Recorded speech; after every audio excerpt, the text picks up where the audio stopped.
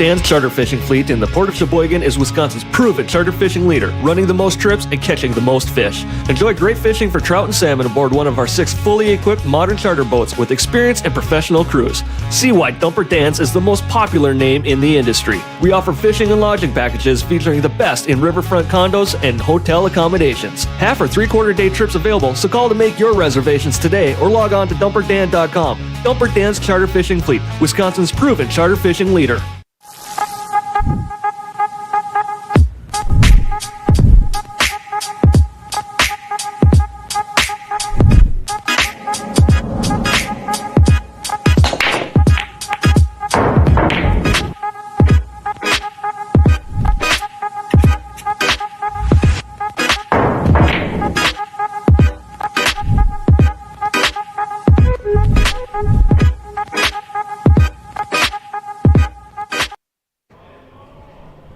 What's going on, everybody?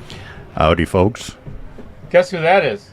You can see it right there on his nameplate. Yeah, Trevor Simpson is in the booth with there, me. and then that guy there. What he's about. It's hard to figure out how that, right, how yeah, that it's camera all works. backwards and sideways and upside down. I gotta rethink which way's up. Welcome, everybody, to Outer Points Productions. And check this out, what's going on tonight. I don't know about anybody else, but I've been looking forward to this all week long. Monday was an incredible match with Tim Stockinger and Gene Rasmussen, and we got 3-4 days off, and here we are again. So all kinds of time to build the hype. I am absolutely ready for this one. It doesn't get anybody. Thank you, everybody, for being here on a Friday night. As Baby Cheddar just mentioned in the chat, it is an absolutely gorgeous evening outside, and thank you for spending it with us. We greatly appreciate it, because this is going to be a barn burner of a match. It is. It absolutely is. And I kind of made a post earlier on Facebook about it.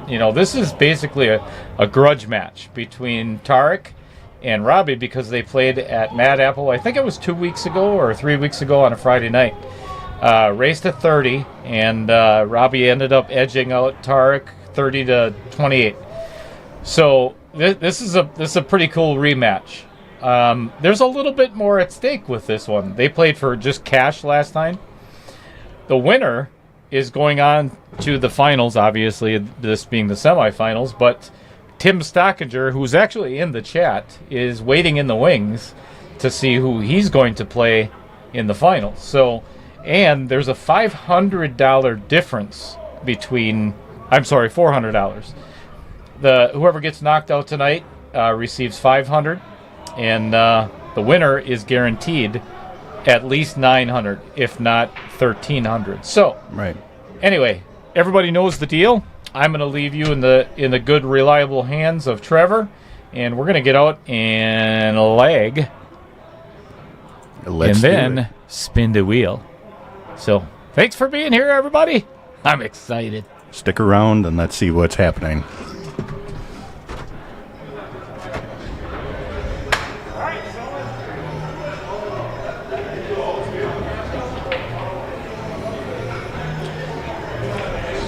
All right, so Cheddar's setting up the balls. We're going to get ourselves a lag here. Like he said, this is kind of a rematch, and I'm pretty sure there's more the prestige on the line here for these guys. There's probably not a whole lot of nerves, as these guys are both pretty seasoned, and it looks like Robbie wins the lag. And let's see the wheel spin. I do see there's no John Klein in the chat, so we're probably not going to get 8-ball. And never mind. I will just eat my words. The Klein curse continues, and I'm officially dubbing it that.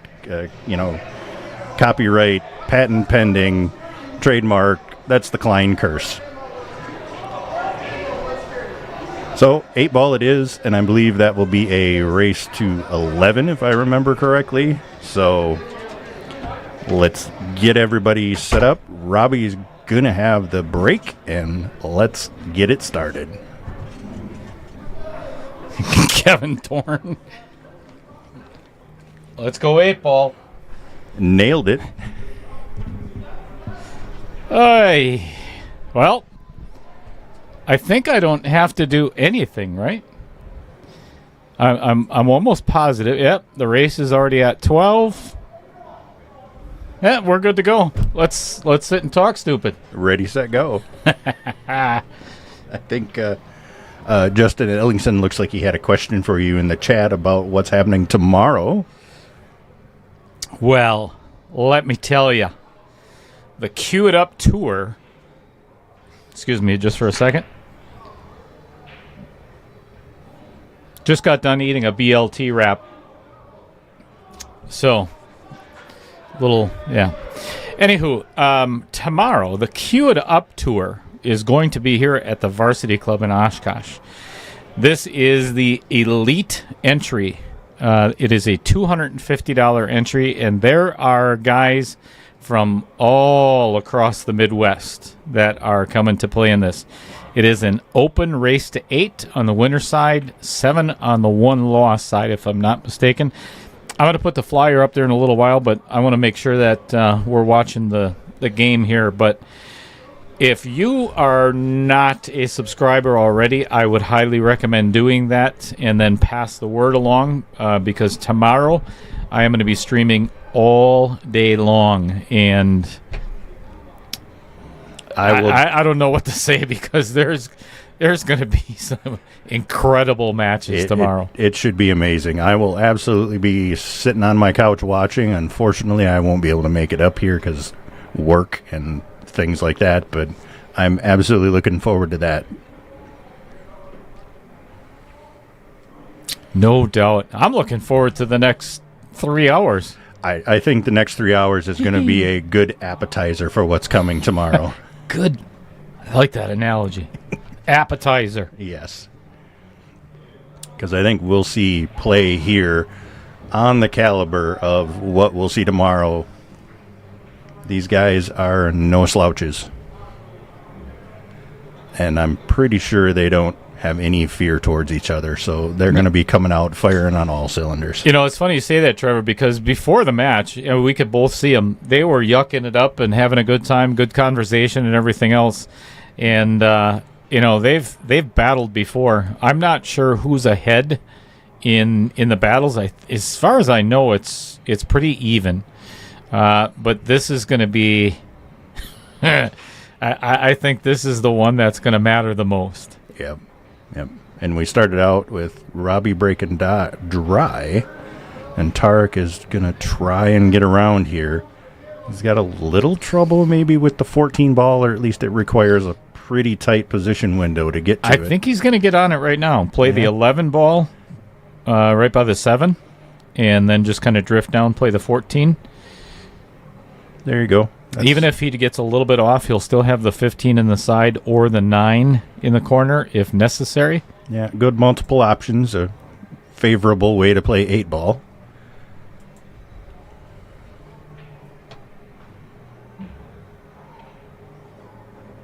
So I hope everybody has had a wonderful week. Oh, that's perfect. Yeah, nice absolutely. Little angle. Well done there. Well done. I think that puts him in a pretty good position. The 8 ball, I don't think goes by the 2, but I do think it squeezes by the 3 if he wants either of those bottom pockets. And with the 9 where it is, I'm going to bet on the fact that he takes it past the 3. You are correct. I think, if I'm playing, you have to shoot the 15 next after this. And this is... Whoa. Yeah, he wanted to get as straight in on the 9 as possible for off the 15. So that way you can just draw back a little bit, and you are correct. Play the 8 right past the 3. There's really not a whole lot of other options. He has to leave the 9 for last. So. Yep. And he's gonna try here, putting a little inside on that to try and shallow the angle and get out of the kiss on the 6. It was a little fortunate. He could have easily stuck himself behind that 6 ball. Absolutely.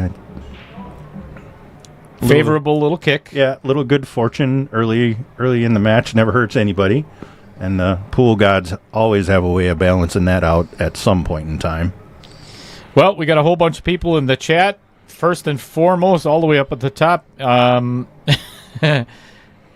Justin Ellingson is the first one in the chat tonight. So, does anybody know if John Klein is okay? Did he overhit that one? He did. He definitely got way more draw out of that than he wanted. Yikes. Yeah, and we really good population. We're almost up to 49 currently watching, so everybody... It's a great start. Yeah, everybody coming in early for a marquee matchup, I think, here in KO 2.0. So some of the messages that I get within the chat and outside messages that a lot of the viewers don't get to see, it's off the stream and everything, are their picks to be in the finals of 2.0. Same way as it was with 1.0. These two guys were picked to be in the finals, but that's the reason why I enjoy the hell out of the random draw and the redraw on each, because one of them's going home. Absolutely. Well, they're both going home, but just one's winning and one's not. That's probably the worst result he could have got from that, let alone missing the 8-ball, but now he gives Robbie ball in hand. And Yep. you really expect him to with a to wide get this open done. table. Yeah. Yep.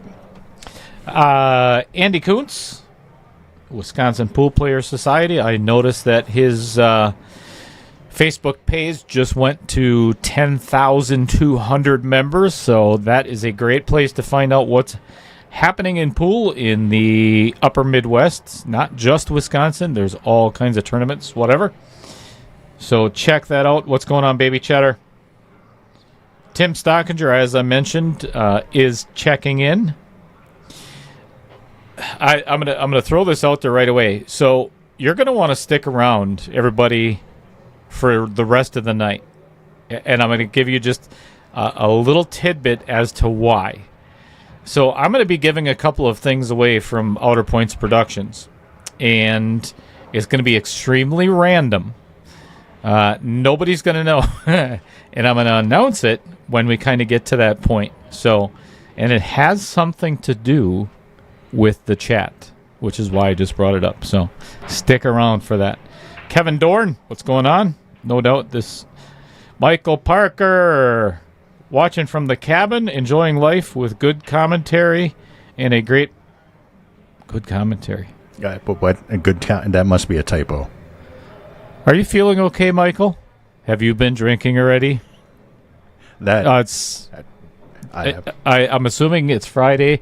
The Budweisers are probably flowing at the cabin by Michael. I would have to bet. Yeah, if I was at the cabin and watching this, I think the Budweisers would be flowing. Yeah, I don't understand where the good commentary came from. Yeah, What's going on, Pete Beshta? Thank you for liking and sharing. What's going on up in... I was going to say Clintonville, but you're not in Clintonville. You're Appleton area. Jeff Hefter, what's going on? One of my newest sponsors, Jeff and Maggie Hefter. Much appreciated. You're going to see that in the rolling,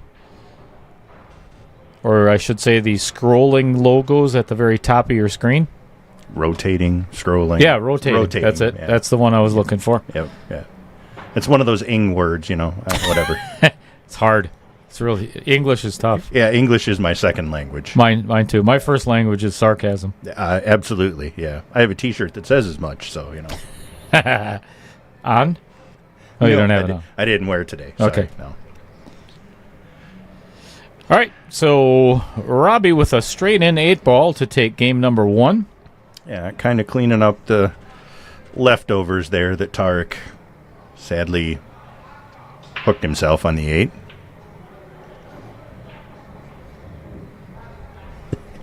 Michael Parker, yes, of course. Well, we didn't assume any differently. It is Wisconsin, after all. So, if you look at... I'm waiting for the logo to come up. It's the long one with a truck on it. Thank you, Jeff and Maggie. I'm just going to stop. I'm not even going to talk. Probably a good idea. Yeah. Scott Kugel. Good morning, guys. Just got off the phone with Scott Kugel. Good morning. Is he in Thailand or something like that? India, the 12-hour difference? I think he worked a lot of hours today. Well, I'm using air quotes right now. He worked. Oh, yes. Yeah, a lot of hours One today. One of those, I see. Sure. So, actually, if you see that box up there, up at the very top of that light where that holds my camera, that is courtesy of Scott Kugel. And nice. Scott, I got to throw this out there again because Scott has been probably one of the most instrumental friends in the last year and a half or 2 years helping out Outer Points. We borrowed his truck and everything to go to Atlanta, Georgia last year, and he's just been a good dude, just a really good dude. That's great to see everybody supporting what you're building here, and I'm privileged to be a part of it, I feel.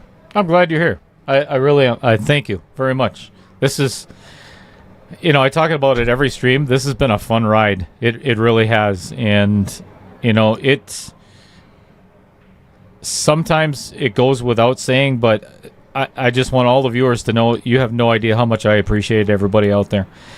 Just being a fan of the Knockout Challenge, a fan of Outer Points Productions, it's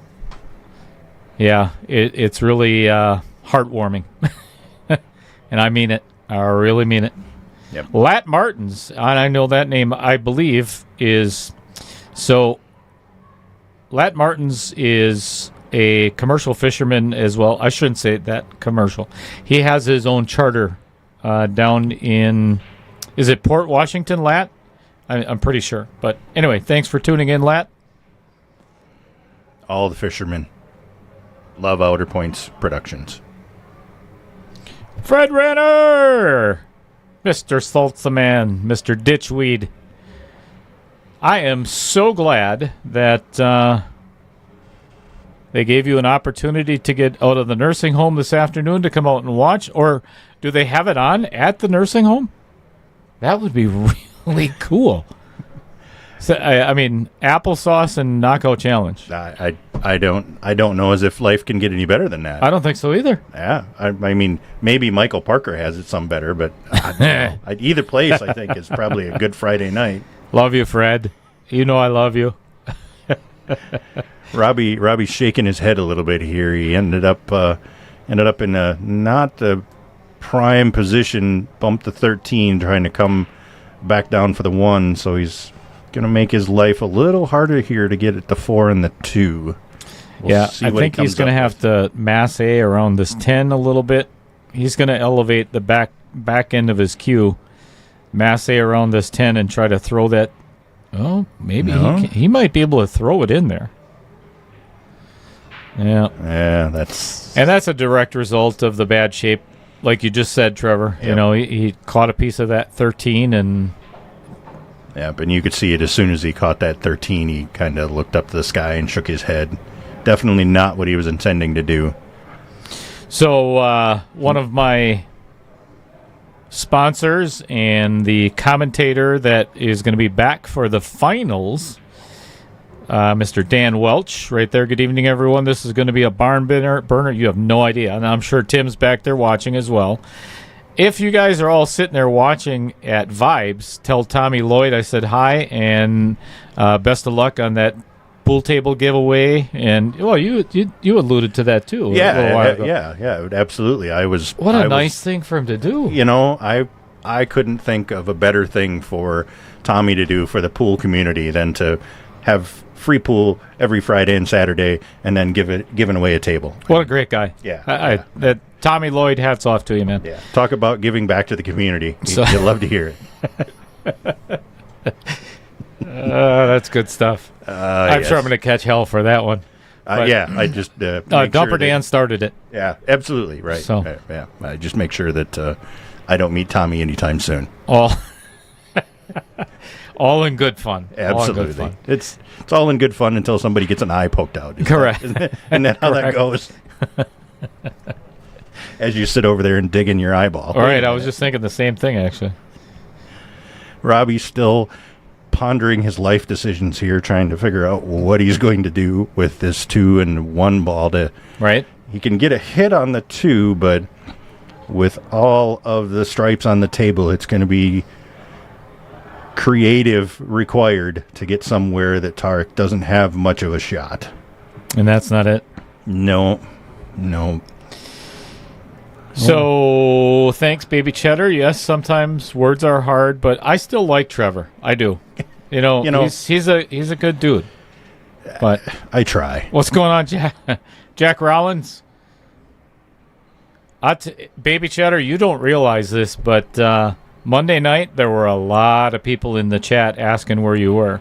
So I'm going to give everybody a little heads up. She may explain it a little bit further in the chat, but this is finals week, and she has been busting her butt at college, getting her finals done and everything else. So I give her a lot of credit for not jumping in the chat and just tuning out Outer Points Productions for one night. I'd like to do it myself once in a while, but I can't. So, I say that kind of dedication is something that you're not familiar with, Dale, I'm sure, but that's okay. I mean, that's what young people are for. Correct. Wait a second. Wait, what? You're saying I'm not young anymore? I get it. I'm not young, and you're older than me, so I'm okay. Fair enough. Not by much, though. Really, honestly, no. But So Justin Ellingson said he did purchase the Rhino shaft. Plays nice, but they don't give an option for a tip. So comes. Yeah. Some do, some don't. I know when I bought my Wheat State, my first carbon fiber, Stephen DeBus was just friggin' awesome and gave me options, and I think my Jacoby came with whatever I wanted as well. Yeah, when I bought my pea shower, I got what I wanted. I requested pea shower does the same. Yep. I'll tell you what, if you haven't yet, if you're looking for a brake shaft, I would recommend, you've seen the commercial in the very beginning of the stream, and Pea Shower is one of my sponsors. Check out their Rogue brake shaft. It's pretty incredible. I've been seeing that and have interested to try one. I'm pretty happy with what I have, but it's, we're always tinkering and always do something a little bit better. So, and I certainly enjoy the Pea Shower playing cue that I have. So, interested to try the rest of their product line. Indeed. Fred Renner, I'm just messing with you, man. I love you. Just giving you a hard time.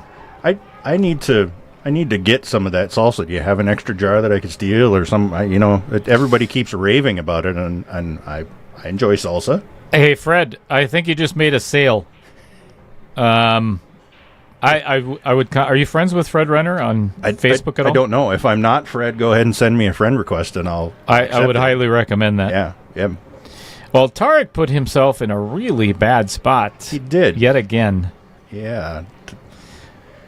I don't know if the overhead. The 11 is maybe cuttable in that side, but it sure doesn't afford much position to the 12 if you do, unless you run the cue ball a long way around the table. The biggest thing that I seen was, when you're playing position on, I didn't know he could make that in there. So never mind. I'm not going to say a word. He managed to get out of that in much better shape than I thought he would. He's got fairly natural position to the 8, although that 12 isn't a slam dunk in that corner, but you'd expect it to be close. What's going on, Larry Dassow? I guess I'd call that pretty close. Yep. Dead straight on the 8 ball. This looks manageable. Yeah. I think he might be able to make this. I could probably make this. Well, let's not get carried away here. All right, fantastic. And it's 1-1. Yeah, the guys have traded favors back and forth in the first 2 games, with Tarek kind of handing Robbie a gift and Robbie doing the same for Tarek. I got to go back to the beginning of the week or a couple of days ago, and it actually, with what I just said, to Fred, because I had a conversation with some really dear friends of mine, and it means everything to me with conversations like this. But I guess given in the position that I am, and sometimes I get a little bit carried away with comedy, or sometimes you got to reel it in, just a little bit, and you got to be very cognizant and aware of that. Some people may take offense to what you're saying, and I want everybody to know I never, ever, ever mean anything disrespectful to anybody. And there are some times that I do get a little bit, like I said, I let it get out of hand once in a while, and I never mean anybody any harm or anything like that. So, Fred, I apologize if, yeah. Yep. And I understand that sentiment that, like you said, just take everything I say in here and probably in the outside world. Just assume that it's dripping with sarcasm. Unless 100%. Unless I'm really, being serious, looking at you seriously. But in general, yeah, everything I say is just drenched in sarcasm. Mm-hmm. It's absolutely my raison d'etre. The what? Yeah, French. What? Could you say that again for the rest of our viewers? My raison d'etre. Raison d'etre. Yep. And that means what? Reason for living. Oh, I like it. Oh, I like that a lot. Yeah. Raison d'etre. Duh. Raison, as in raison d'etre. Yeah. D'etre. Like duh. I love it. Yep. Jack There. Rowland says Tarek is the next Efren Reyes. Wow. Well. There's not a bold statement for you. Yeah. I think there's a couple people that would argue with him about that. There's this, I don't know if you've seen or heard of, well, you've heard of him. I know you have. You mentioned him. Sam Henderson, Sam Rhino Henderson. Oh, yeah. He's been really shaking things up after a good year out on the Pro Tour. He did really well in the UK Open. He's definitely an up-and-comer, and he's from Iowa, so he's kind of a local kid. I was really hoping, and he may still be, I'm not sure. But I was really hoping he was going to be here this weekend, but I just realized that today he's in the UK. He is, yes. Yeah, he played in the UK Open over there. Yeah. Did you just say that? I did, yeah. Maybe. I don't know. Am I hallucinating? That could be, too. It's, it is, well, the Bud Lights aren't flowing in here, so I guess. Oh, on a bet? Yeah. I think Tarek got. I think he's okay. I think that's 7. He can slow roll this in. Yeah, he can slow roll it in, but that's really going to change the angle on this 5. Yeah. He's going to have to stay. He would have liked to have been about a foot shorter on that. I think so. To get a better angle from the 4 to the 5. Now, the angle that he's going to have to accept is probably going to be running, or he'll be playing the 5 next after the 7, obviously, but running into the 8 ball instead of avoiding the 8 ball. And I don't think that's necessarily bad, because if the 8 comes off the 4, that should bump it out away from the 13 and open it up to that corner. So maybe a little bit of we're I don't know, hoping for a nice roll or some planning involved. Certainly, we'll see if he can execute on the plan. Corey Scheider says Larry the Legend. I'll tell you what, Larry Dasso has. He's earned that legend status a little bit. He's older than I am, I think, actually. Larry, how old are you? You don't have to say it out loud. If not, I'll just look it up on Google. Either way. Personal information, not so personal anymore. That's a different conversation. All right. Either way, we're going to find out. Yeah, right. Looks But like Tarek does have that angle you were talking about, Dale. Where this is ideal. Bump into the 8 here. No, he's going to draw back and avoid the 8 and play the 4 in the exact same pocket. Ah, okay. Boy, he hit that way too hard. That was the same shot as what he played on the 9 ball before and ended up hooking himself. That was about. He needed about half the speed of what he just hit that one to stay there for the 4, and actually, avoid hitting that 8 ball. Little too much mustard on that one for him. Now he's put himself in a kind of an ugly position because the 4 is pocketable with a very thin cut. But what is the cue ball going to do off the 13? Yeah, it's another one where you I don't want to say hit and hope, but you certainly need a little favor here. Wow. What a shot. To be able to draw off of that 13, that was an impressive shot. Absolutely. I wouldn't say it's Efren Reyes good, but I mean it's still pretty good. Efren probably would have banked that 8-4 rails, but that's okay. Correct. All right, 2-1 in favor of Tarek. Thank you, everybody, for tuning in. I hope you are all subscribers. If not, please head on over and do that. That's how you do it. Hit that little like button, and then subscribe to Outer Points Productions. And then my count of subscribers gets closer to 1,000. So, for anybody that does not know what happens at 1,000 subscribers, I want the people that do know to type it in the chat. You turn into a pumpkin? Correct. Yes. Okay. Yep, you are correct. Well, nailed it. Thanks for blowing it. Darn it anyways. So Jack Rowland says, who's Dale? That's me. I'm Dale. A.K.A. Little Cheddar. Tarek with a nice solid connection on the break there, but he ends up with what a cluster. The white ball going in the side pocket. Not exactly the one he was trying to pocket. All right, Trevor, at first glance, what are you taking if you're playing? I think you got to go with the solids. Why? The clustering, even ball in hand, with all those stripes so close together, you're going to have some small, precise cue ball movements to create the angles that you need. Whereas with the solids out in the open a little more, you take care of the 6 right away. I think this is the best shot.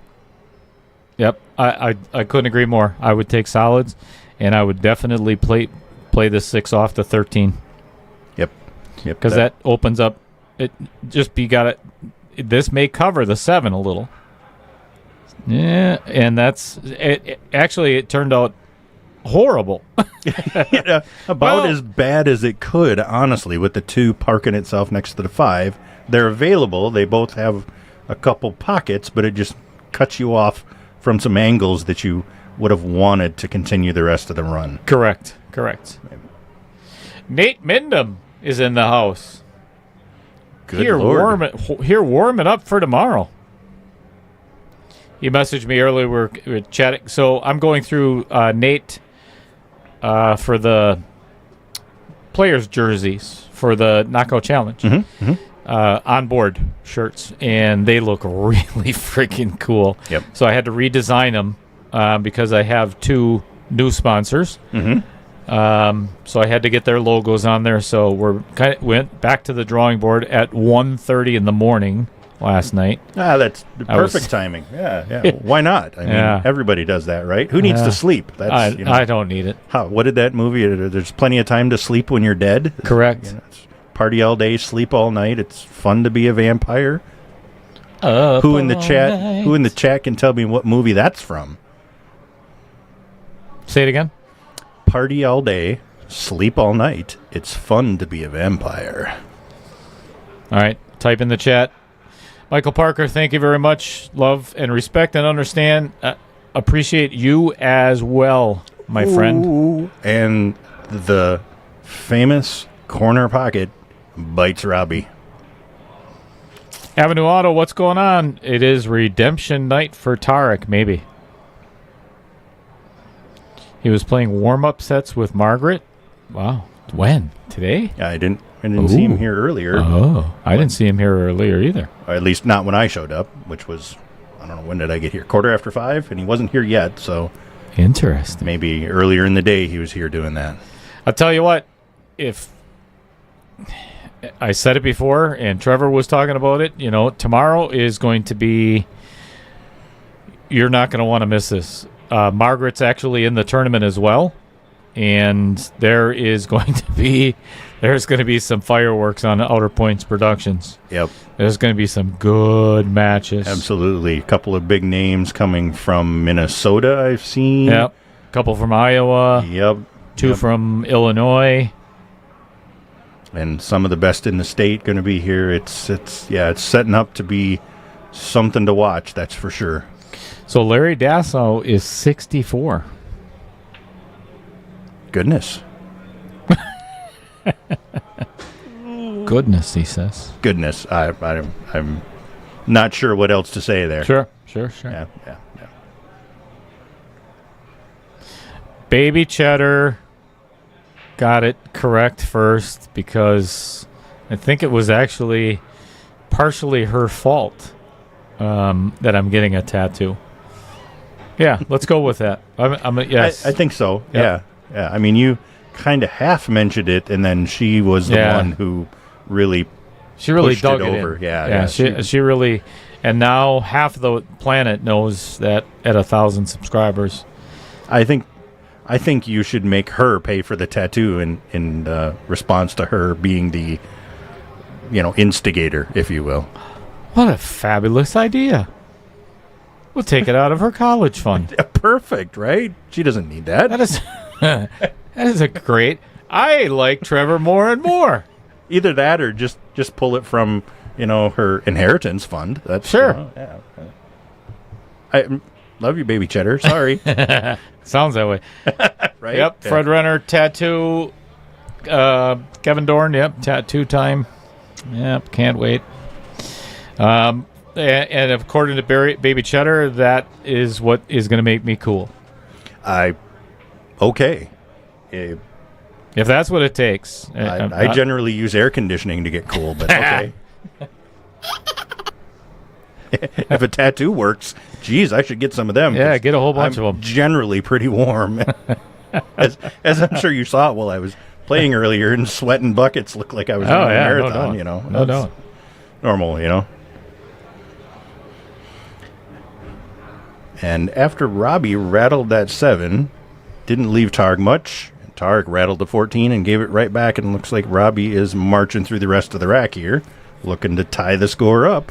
Yeah, I kind of giggled a little bit after that last shot because I knew that was going to take off on me. Yeah, he definitely would have preferred this to be a little closer, but I'd really make him a favorite. Yeah, Robbie has. So I grew up. I would not grew up. I grew up when? When did that happen, Dale? Hold on. It didn't. Oh, okay. And that's what I thought. Baby Cheddar will attest to that, mentally and physically, maturity as well. So when I first started playing Robbie, I wouldn't say it was choppy, but in the last year, his game has changed a lot, and I mean a lot for the better. I know he spent a lot of time with Margaret, and he's really, I don't know if he practices at home anymore, but his entire stroke or his mental attitude around the table has really taken a turn for the better.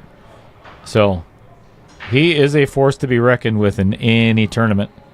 Absolutely. Everything I've seen him play in looks that way. Good. What's going on, Todd Jewell?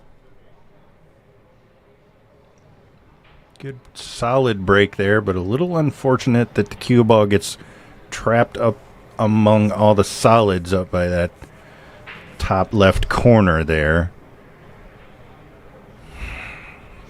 So, Larry, you had asked who my new sponsors are. You know what?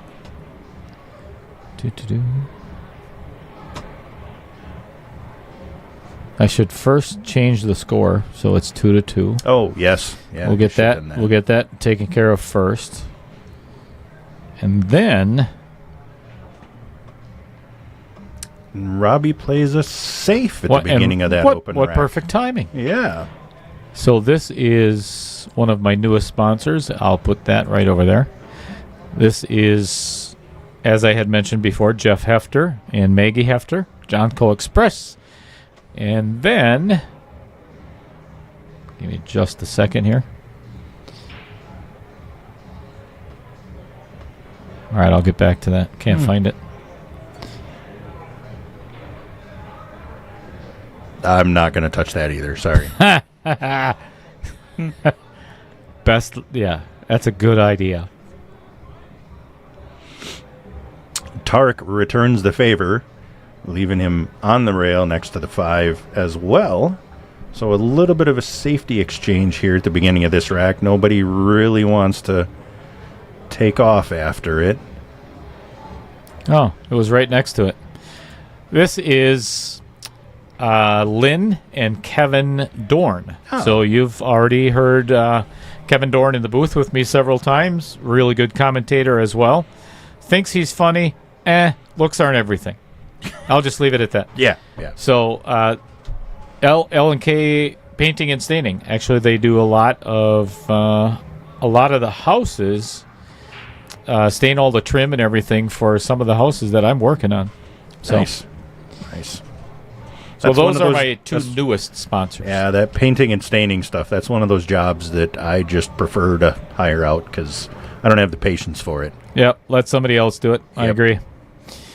Well, that turned out great, other than the fact that now the 15 has no pocket. Yeah. Yep. Got some work to do. And it seems a little risque to try and bump the 8 into the 15 off the 14 to the side. That seems like something silly that I'd do, so I'm guessing Tarek definitely won't do that. Or the 12, I'm sorry. That's purple. Or, well, he's looking at it. He's kind of trying to line something up here.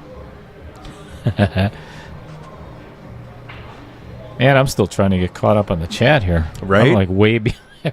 Everybody's in the chat. Keep it up because I'm not going to tell you the reason yet. Just not going to do it. Yep. All right. So he said he decides not to be ultra aggressive and leaves the 8-ball where it is. I'm thinking he's looking at a combo here. Or has he got the 9 clean?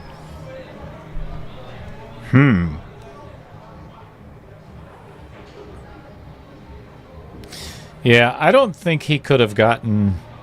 it looked like he was probably trying to draw into that 1 ball. Yeah, we draw into the 1 or trying to get short side on the 15, something like that, but... Too much of an angle on that 9 ball to get to that point. Yep. And I don't... Man. I don't know what you do here at all, because... Well, the window between the 7 and the 8 to get to the 15 is... I don't even see a possibility given where the 14 is. Because, you know, he's going to... I wish you could see my... I need cursor. my freaking telestrator. Right? Where's my Joe Biden teleprompter? What a rookie operation this is. Oh, no doubt. Who runs it? It's ridiculous. Yeah.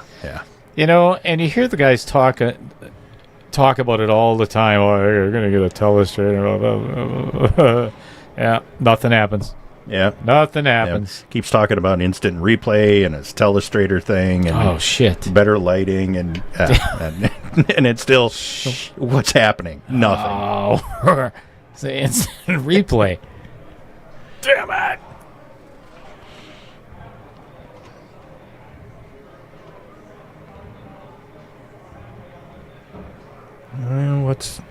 What's he looking at here? Oh, is he going to try and pocket the 15 in the side of the 1? Yes. From behind? Yes. Okay. Oh, wow. That was so close. Oh, and how unfortunate that it scratches all the way around. Heck of an effort. Yes. Wow. Not something I would have considered doing. I didn't even see that. No, not at all. little or super unfortunate, really, that scratches and leaves Robbie with ball in hand and no problems, really. Both guys just not quite able to put it all together to get in string and break and run here. They kind of are going back and forth, giving each other pretty open tables. Yep. What's going on, Anthony Sadlin?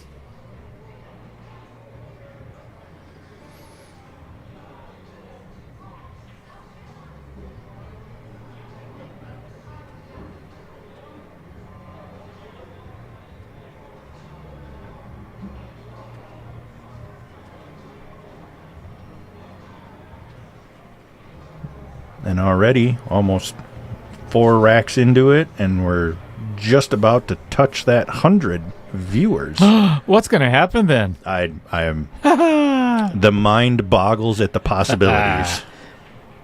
5 more. Telling you, stick around. This is not only is the match going to get better as we go on, there's going to be some giveaways too. Yeah, because this match absolutely has the potential to go hill.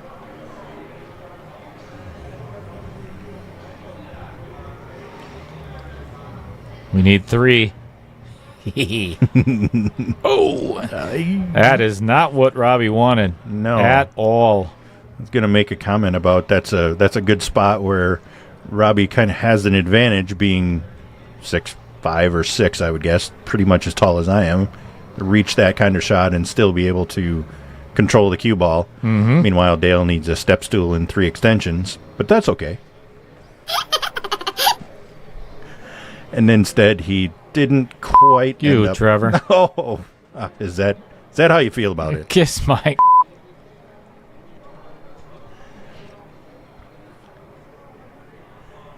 Robbie waiting here. Yeah, Tarek getting up out of his chair too to see if, and I don't blame him. I think I would want to see too if these two are frozen together. The cue ball and the 5, obviously. Boy, and it's really hard to tell. Sure looks like they Robbie might does be. have the one in the side. Yep. And we just passed 100 just now. Oh, there we go.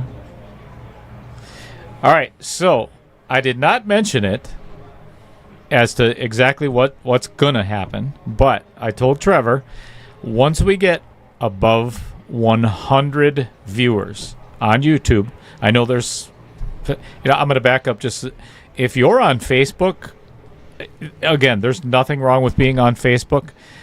Get on over to YouTube. It's just a little bit cleaner video, the same crappy commentary. That's not going to change, but unfortunately, yes. Yeah. But you can also become a subscriber if you're over on YouTube. You really can't do that on Facebook. That helps Little Cheddar get closer to get that tattoo. So, Anyway, so once we hit 100 tonight, I told Trevor what I'm going to do is, and I changed my mind a little bit. What I'm going to do is I am going to have all of the chats put in a random number from 1 to 100 in the chat. Trevor is going to going to give me a random number, and whichever person. If I'll try this again. So words, English. Come on, Dale. You can do it. The person that now you could. Would you like me to explain it for you? No. I got it. Okay. I got it. So everybody put a random number in the chat, and then I'm going to have Trevor pick a random number as well, and that person, whatever number he picks, I'm going to pick that person or that number out of those that put a number in the chat. That person is going to win Utter Points Production prize. Are we doing the Price is Right rules where closest but not above? Oh no, it'll be you'll see. Okay. Yep. Okay. I will not look at the chat now so that I don't. Well, it doesn't bias matter if you do. myself. Oh, okay. Yeah, it doesn't matter. Fair. So, holy crap. I was going to say, look at all the messages pinging in with everybody.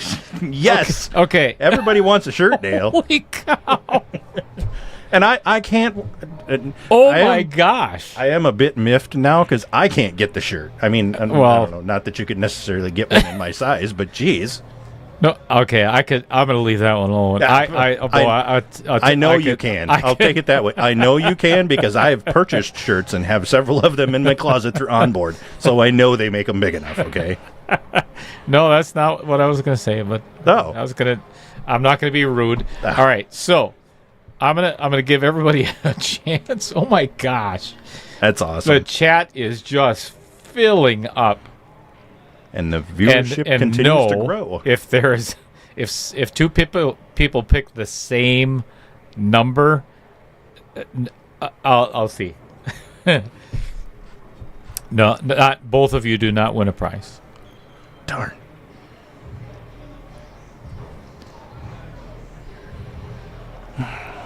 What do we do with this one, Dale? I know, we got 107 people watching, so I would expect that everybody likes to win free stuff. I mean, don't you? Heck yeah. Yeah. Absolutely. What are you doing here, Dumper Dale? Dan just said, my two boys just subscribed. Trevor says, extra small. Yeah, extra small. That'd fit on my left arm, maybe. Correct.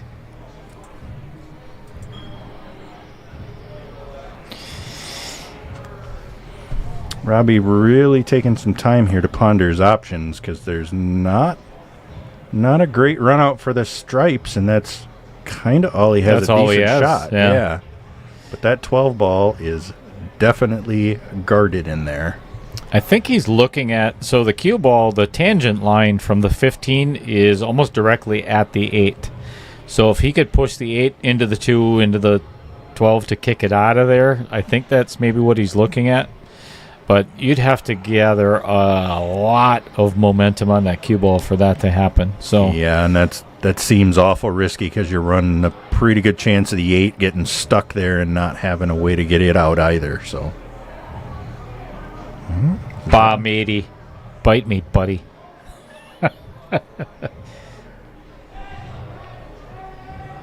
Yeah, I'll bet you're asking for a friend. Right, yeah. All right, well, he started out, so now it's a question of what kind of plan he has for that 12, or do we just stop making balls and try and tie it up somewhere? With the 15 gone, he didn't take your idea, Cheddar, so what are we up to now?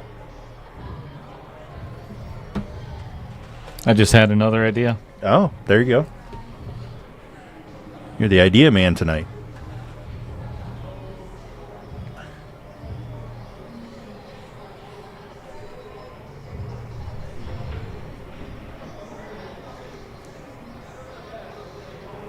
The only other thing I see him trying is something off the 11, maybe? Question mark? Okay, nope, that worked. And that did not come out as nice as he'd hope, but I think he can bank that 11 back at himself. And the 12 is open now. Nope, he's ducking. Little duck, duck, goose action.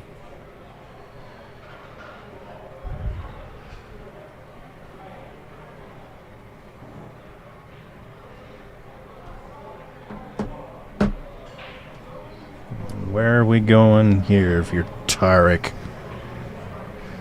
You see the numbers keep rolling in. Yep, keep those guesses, or keep it coming. going. We haven't determined a winner yet. Nope. And so I just took a picture of the prize, and as soon as I get it in,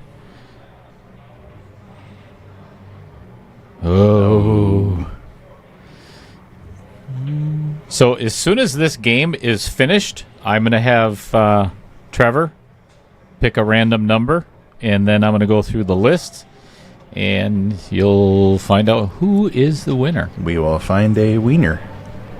Oh, what? What? What's that? Winner, winner, chicken dinner. That's much better. Never mind. You're not finding a wiener in this booth, buddy. No. I'll tell you that right now. No.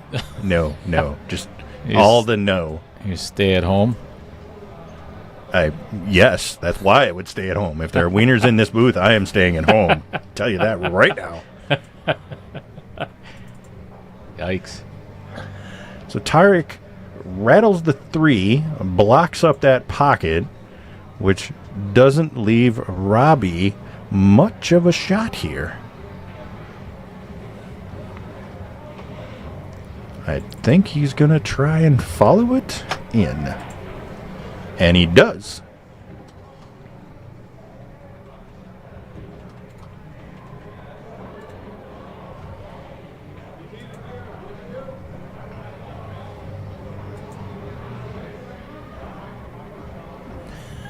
Fred Renner. Yeah, Anthony Sadlin. Yeah, that's a good point. One guess, not 10. Yeah, you don't get 30 guesses, Anthony. We'll take the first.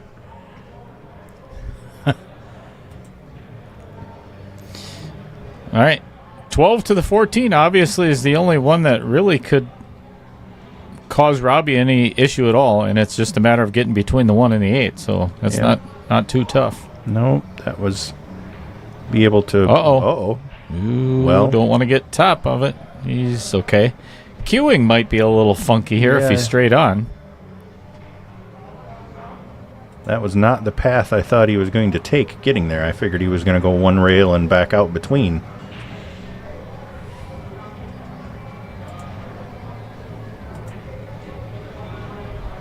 Good shot. Yeah, good shot. Good clean follow through, so he makes sure he gets that cue ball rolling on the line he wanted. And leaves himself with a pretty straight 8.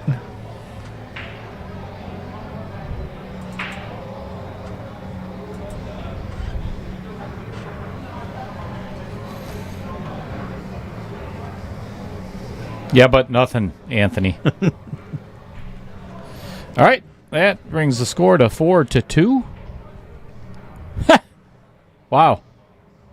What a great opportunity. Yeah, for perfect. Tarek to go to the bathroom. Perfect. A little player break. And I like it. I think it worked out well. No doubt. I think Robbie's just going to keep right on going, and I don't blame him. So we're going to let him rack. So I am going to have Trevor. So this is the way that nobody can cheat it. There's no way of rigging it. Absolutely nothing. All right, so I'm going to have Trevor. I'm kind of guessing there's like maybe 40 or 50 people, 60 people that have guessed. Mm-hmm. So, Trevor, I want you to give me a number between 1 and 60. 34. 34. All right, so from when I announced it, I am going to count down 34 spots from the very first person that put in a number. And that one is Fred Renner. Okay, Fred Renner was the very first one. He guessed number 57. All right, so I'm going to count down to number 34. So that way you can actually count with me, and there's no way of rigging this, if that makes sense. I think that sounds good.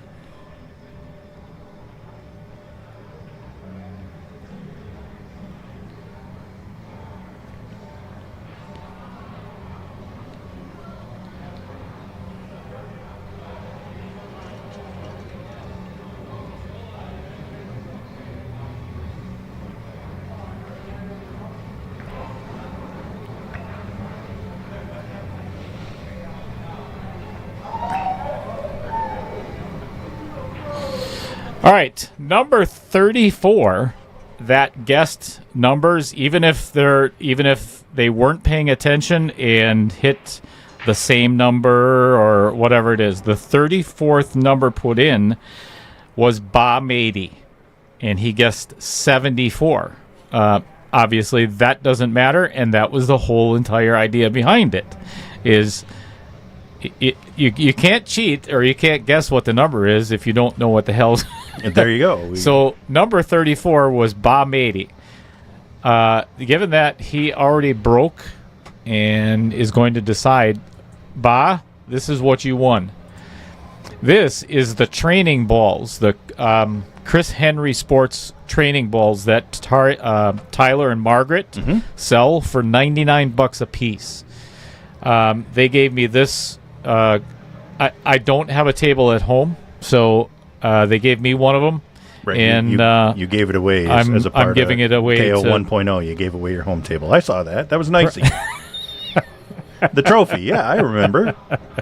Correct. So, do me a favor, Ba, and send me a private message on Messenger, and just send me a whatever, say balls, or do something derogatory like you normally do. That's fair. That's fair. So, congratulations to Ba. I must say, I'm jealous, a little. Giving away balls. Yeah, Dale giving away his balls. He gave away his table. Now he's giving away his balls. Pretty soon, I'm not going to have anything left anymore. Right? I mean, you had to get him out of the wife's purse first, so that's okay. Yeah, and I mean, look at them. Look at the color of them. One's already turning orange. It's time to kiss him goodbye. I think get rid of them. I don't know if I'd be kissing Dale's balls, but okay. that's what you're down for. I'm no questions, man. All right, so the balls are gone. Let's get back to the match. Not really much going on. No. Robbie missed the 15 in the corner and has left Tarek with this. Yeah, that corner. Second time tonight it's bitten Robbie. How's that go? Once bitten, twice shy? Correct. That is how it goes. Yeah.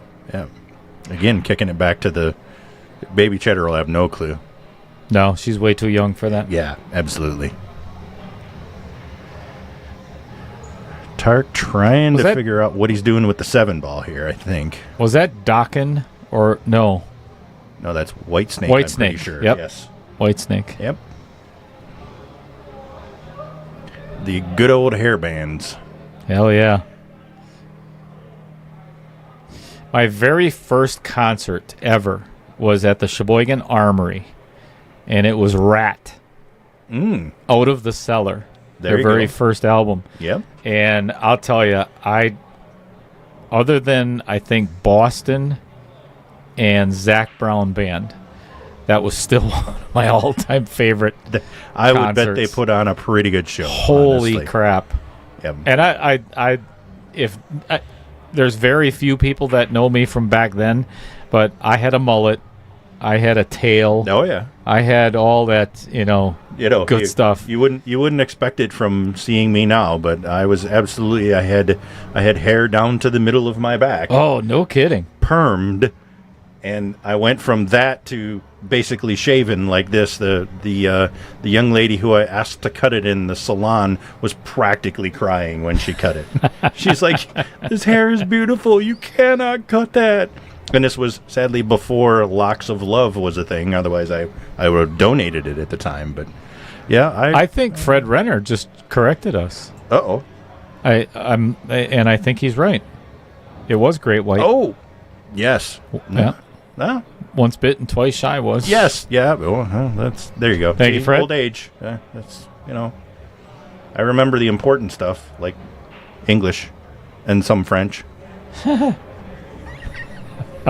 What was that? Did somebody tickle you? I had jalapeno poppers earlier, and they're starting to percolate. Uh-oh. That's not I don't like that idea. All right, Robbie about to go up 5-2. We may have to turn the air conditioner on in here just to ventilate things. We call it the fart sucker. Yeah. Fred Well done. Touche, Fred Renner. Touche. Indeed. It does pay to be old. Sometimes. What's going on, Sean Carpenter? Oh, I can't wait.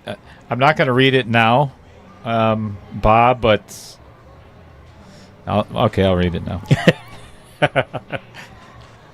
even PG-13-ish. Yeah, that's a good thought. Ish.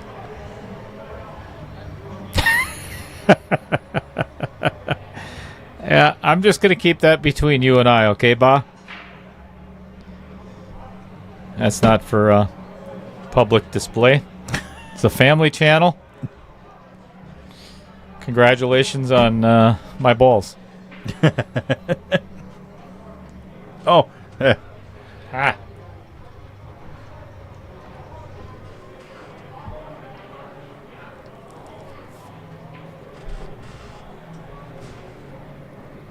Apparently, so we're going to reading- play that game again.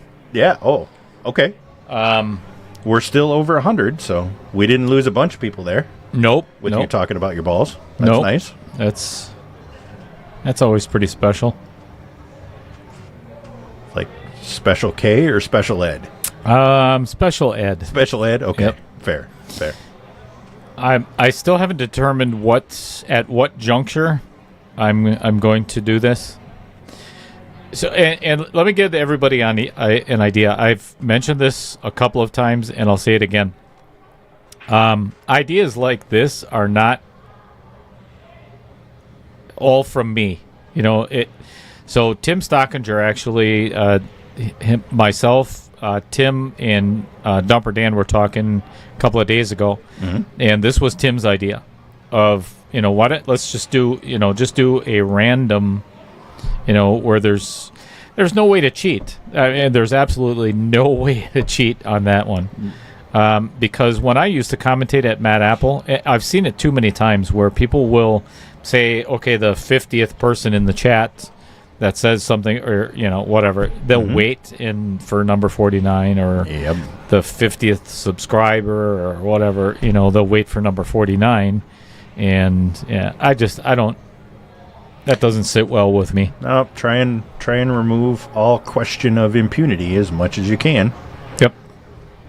Well, I'll tell you, Robbie is... Yeah, he's kind of shooting lights out at the moment. He is. He absolutely has taken it from the beginning where he was kind of giving Tarek some chances to now not so much. And I think that's 4 games on the trot for him there because it was 2-2 there for a while. Mm-hmm. And he's halfway home. He's got his break working now, it appears. He's been able to pocket balls pretty consistently here, which is a big help. So the reason I brought that up about Tim and Dan, and there's an actual, it's called a suggestion box on my Outer Points Productions Facebook page and the Knockout Challenge Facebook page. So there's a chat in there, and I love seeing some of the suggestions that the viewers come up with that make it more fun to be around, or it makes it a little bit more entertaining, because I've said this 100 times already, and I'll continue saying it.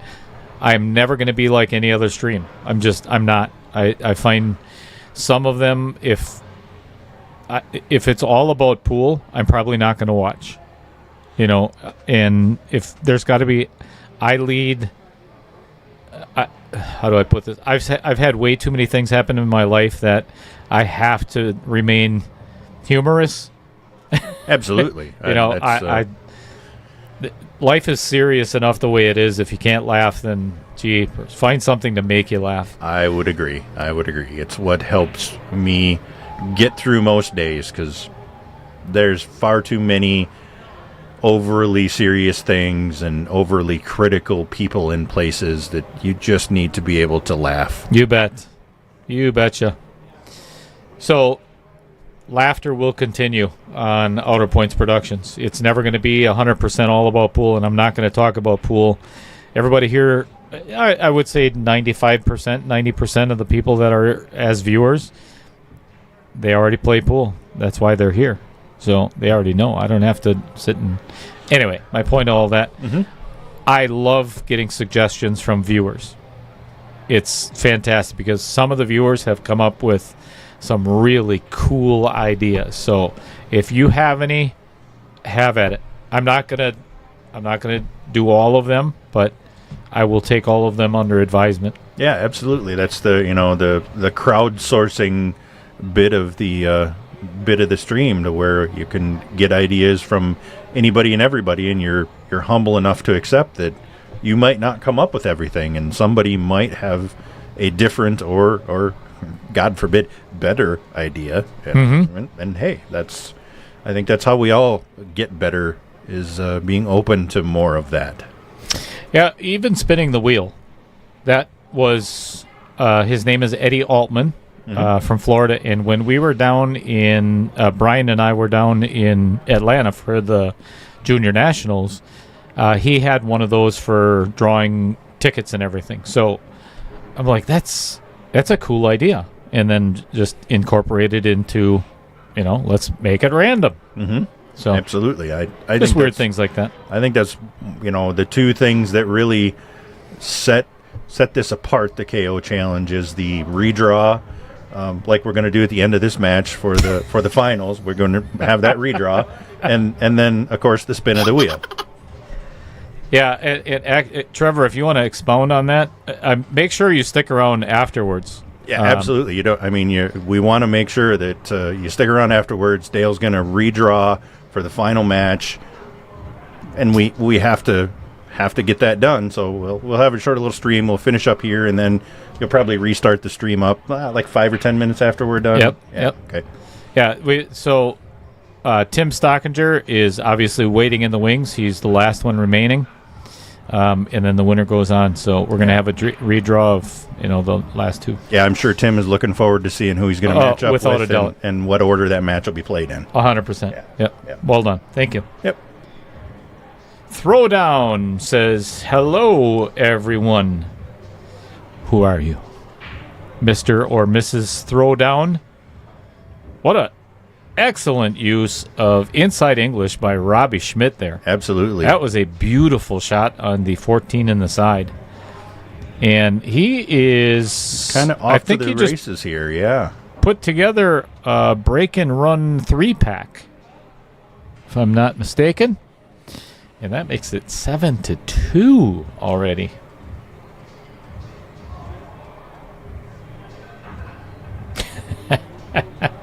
Scott Kugel put the TP in the freezer.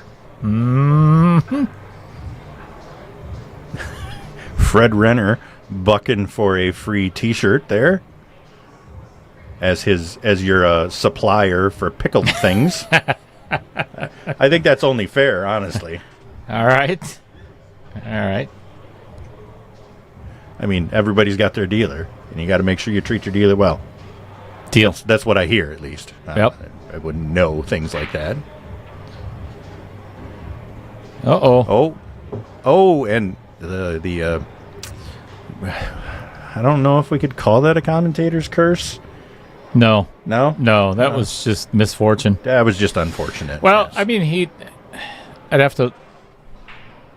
So it looked like it got kicked by the 10 ball first. Yep. Pretty hard down to the left end of the table, and then back up off the 12 in the corner. So, yeah, that's just a kind of a stroke of bad luck there.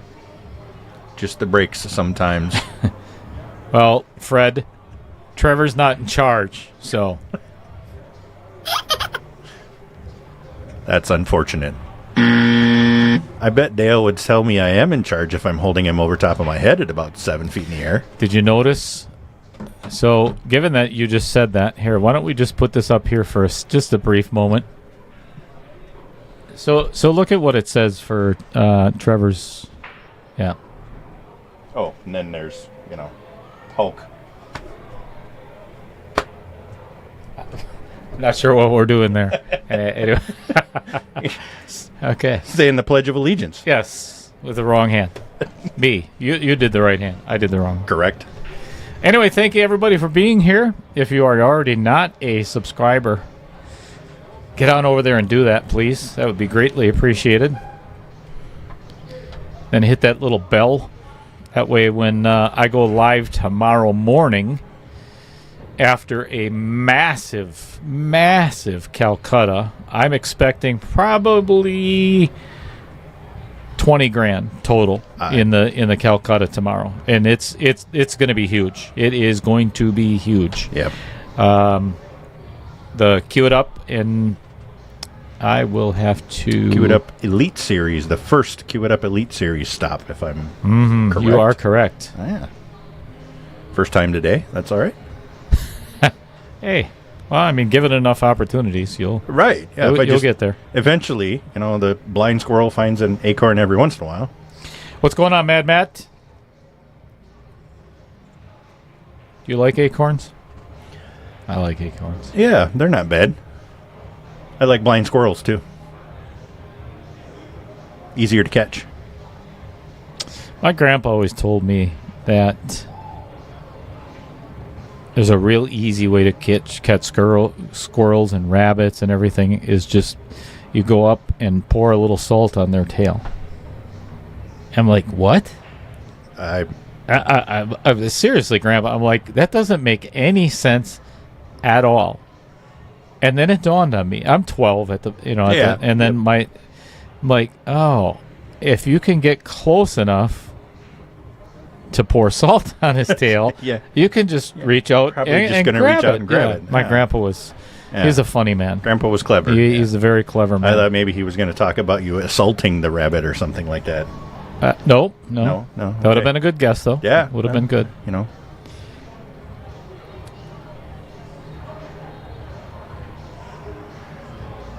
Not ideal, but... Came up a little chatter on that one, but I think he should manage this just fine. Doable, and he will get off the schneid here from Robbie's 5-pack and see if he can put together a little run of his own using all of that outer point. That one, that was a little tight on the outer points there. Yes. Yikes. So, Justin Ellingson, what time you starting the stream tomorrow? I can't give you an exact time. Here's the best way to find out. Are you subscribed? Did you touch that little bell that sends you a notification? Then you'll know exactly when I go live. And I'm not trying to be a wise ass about it. I don't know when the Calcutta is going to end. So, and when the draw starts and everything else. So, I'm guessing it's probably going to be somewhere around 11:30 or noon. That would probably be my first stream tomorrow. I think that's a pretty fair guess. And again, it may end up being more in the Calcutta. I mean, there's some huge name players that are going to be here, so it's going to be a lot of cash flowing. Yep. Yeah, and there are.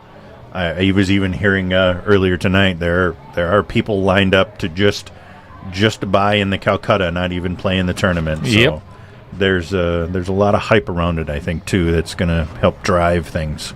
So Derek Justin, Avenue Auto, of course, said, I'll take myself for 20. He is in tomorrow's field. So actually one of the players, I think that... he didn't turn around, but one of the players from out of state just arrived, walking through the pool hall.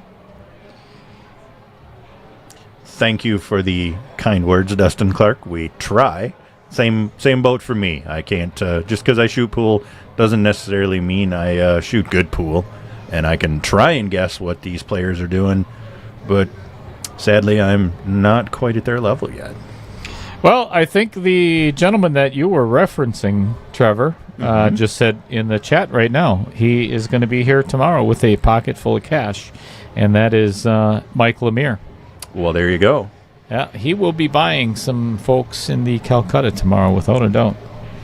And I'm thinking he's going to need a fat pocket full of cash if he wants to get some of the players he's probably thinking of. Oh, yes. And it's probably going to really drive the Calcutta up, given that there's honestly half a dozen real favorites and really a dozen players that if they get on a bit of a run, it kind of doesn't matter who's in the field. They could beat everyone. Yeah, and it's 9-ball.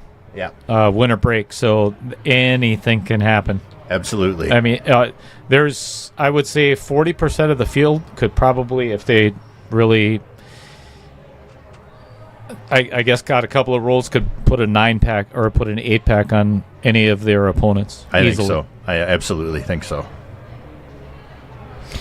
Wisconsin Billiards Hall of Fame. Anybody know who that is? Why is that in our chat here? Oh, that's that Kramer guy. Yeah, Kramer from Seinfeld. Yeah. Big and goofy. That's Definitely. the one. That's him. Yep. Yep. I've seen him before. What's happening, John? So he said Tarek is going to go on a run here. I'll tell you what, I certainly has an opportunity. I kind of feel that coming myself. Yeah. If he can start making some, his break hasn't been phenomenal so far. He's only had 3 opportunities, but Yep. The cue ball is getting away from him a little bit more than I normally see on the break.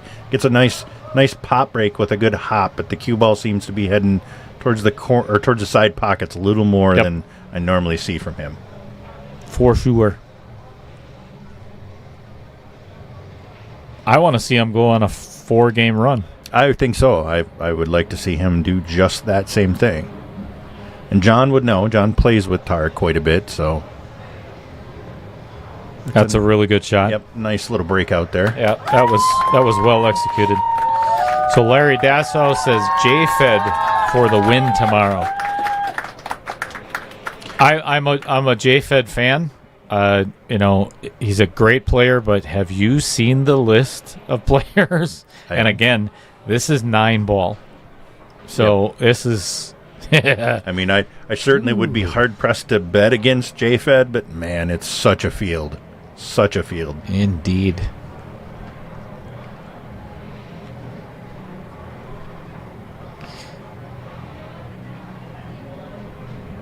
Well done, Justin Ellingson. I hope more of us who aren't subscribed will do so. Glad to hear that you are, and hopefully have that little notification bell checked. Here's how you do that. Fancy that. Isn't that weird? Right?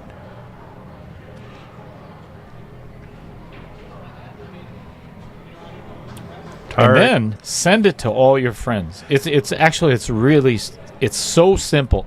So if you have the YouTube channel open to Outer Points Productions, up in the very top right corner, there's 3 little dots, vertical dots. You hit that, and it says share. And then you copy the link, and then you put it on Facebook and send it to all your you can send it in a message. You can send it any way that you want to. And that's how Outer Points Productions gets to 1,000 subscribers. How we continue to grow the channel and grow the port of spool. The Port of Spool. Yeah, that's one of my favorites. Yes. That's somewhere in Italy, isn't it? I'm pretty sure. It's on the northern coast of Spain. Come on, Dale. Where's your geography? Yeah, the Port of Spool. I'm sorry, geometry. Okay, that's good stuff. I don't care who you are. I That's don't care funny who shit. you are. That's funny shit right there. Oh, Tarek shaking his stick at that one. He knew as soon as he hit it that he didn't like it. He is not pleased at himself with that Nope. at all. Nope. He sits down, kind of turns his head a little bit.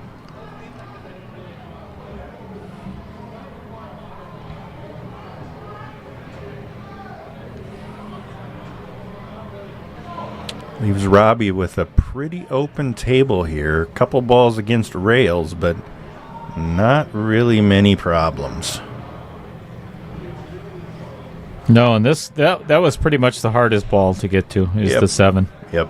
The rest is pretty easy. Pretty elementary, my dear Watson.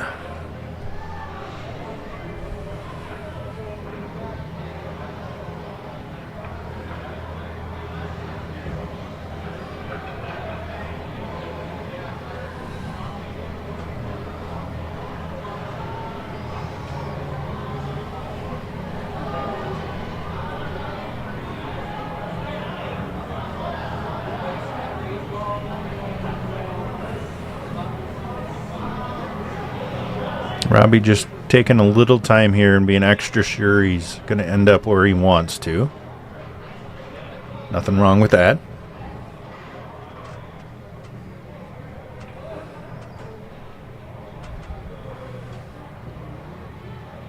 Wants to make sure he's able to capitalize on this opportunity here. Don't get many chances like that from Tarek.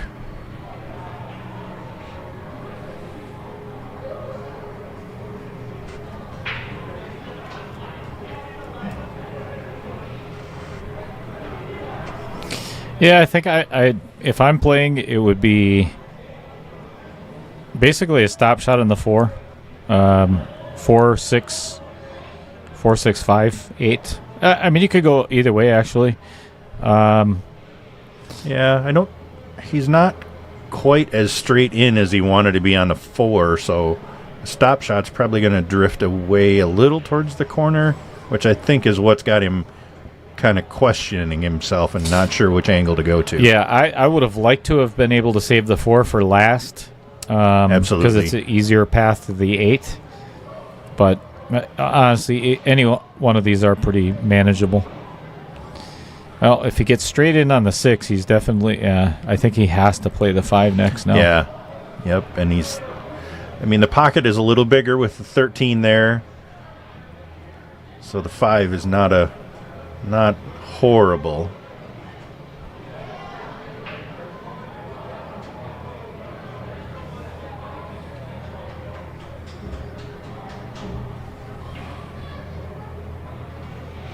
And definitely hopping in here tonight. Even when I got up here at 5:15, the parking lot was pretty much full. Mm-hmm. I had to actually park on the street, no less. Well, Robbie came up a little bit short on this one. He did end up a little cheddar there, kind of pounding his fist on the table a bit. Not happy, but it's still workable.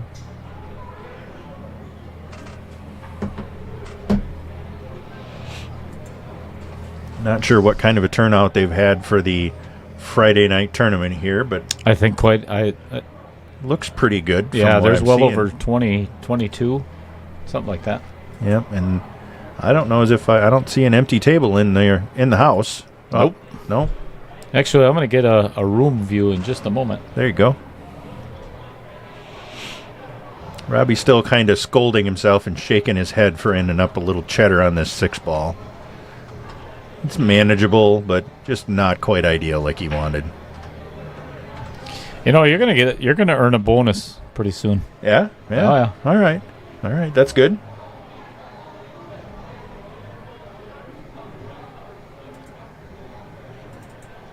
Oh. And he steps back up there.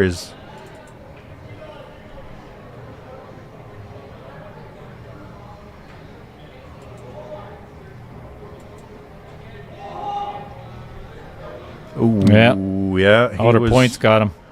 Yeah, when he stood up there, he was eyeing the scratch there. Look at what he left Tarek though. Pretty much nothing. Yes, pretty much nothing. But I guarantee you, Tarek is really ecstatic to be back at the table. Absolutely, he is happy to be back at the table, even if he's got this to look at. I don't know as if there's. He has to play safe. Yeah, I don't know as if there's enough room to duck behind the 13 somehow, or if you try and get super precise with your cue ball and hide the 6 behind the 8. I would just try to, just hit the 13 straight on and try to pull the cue ball back to right where it is now. Yep. You leave him a jump, not an easy jump, but it's a jump. And he called the bank on the 10 by the 13. That's aggressive. That's aggressive.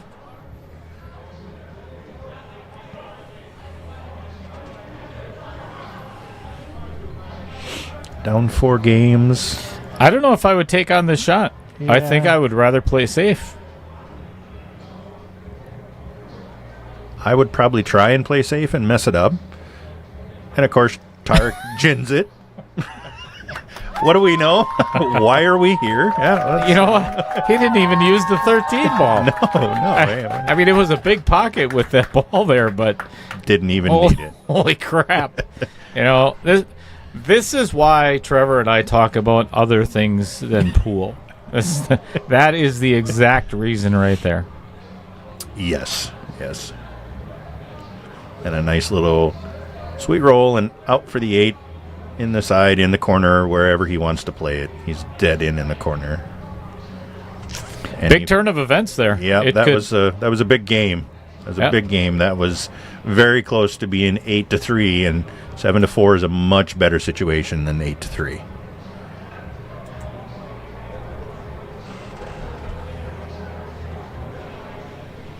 And it looks like All right, I guess they want to take a little break here. they're Maybe going to take a little break. All right. I'm okay with that too, because then what I can do is put these fine folks up there.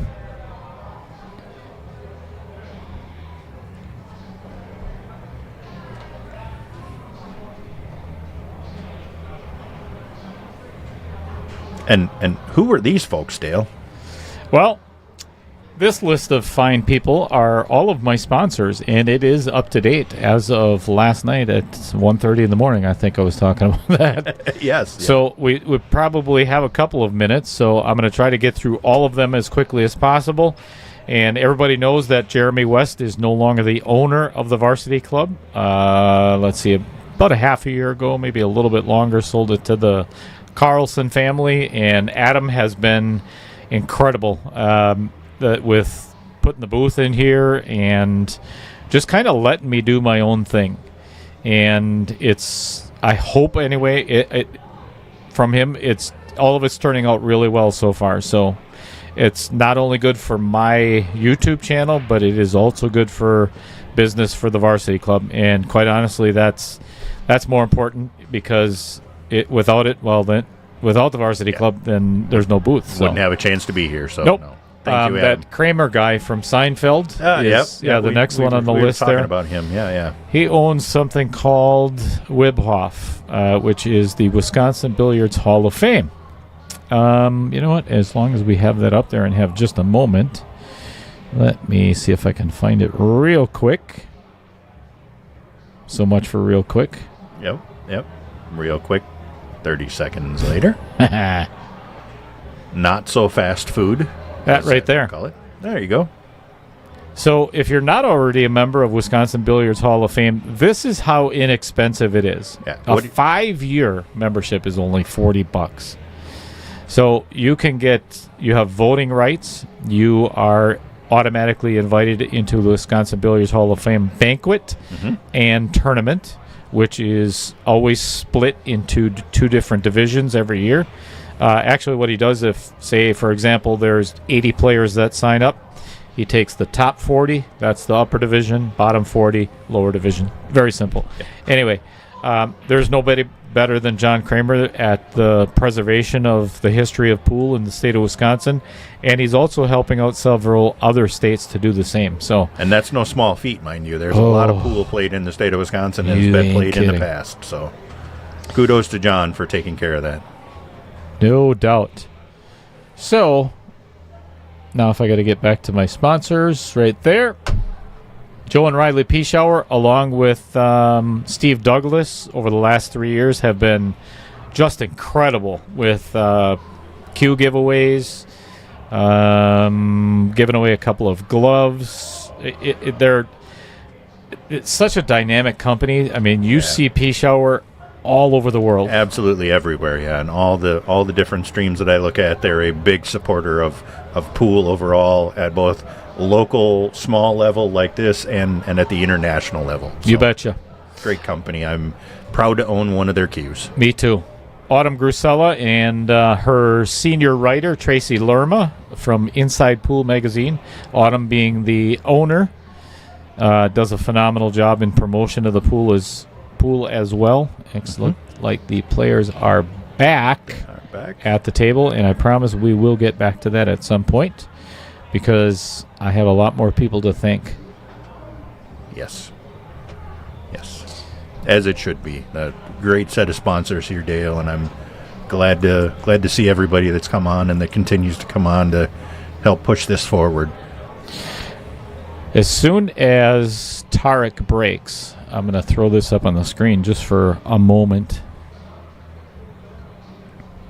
Tarek changing his breakup, going to the second ball break. Pocketing 2 balls, but this is a mess. Yeah, that's kind of the do or die of the second ball break. I don't even think he has an opening shot. He might have the 11 ball, but what are you going to do after that? Yeah.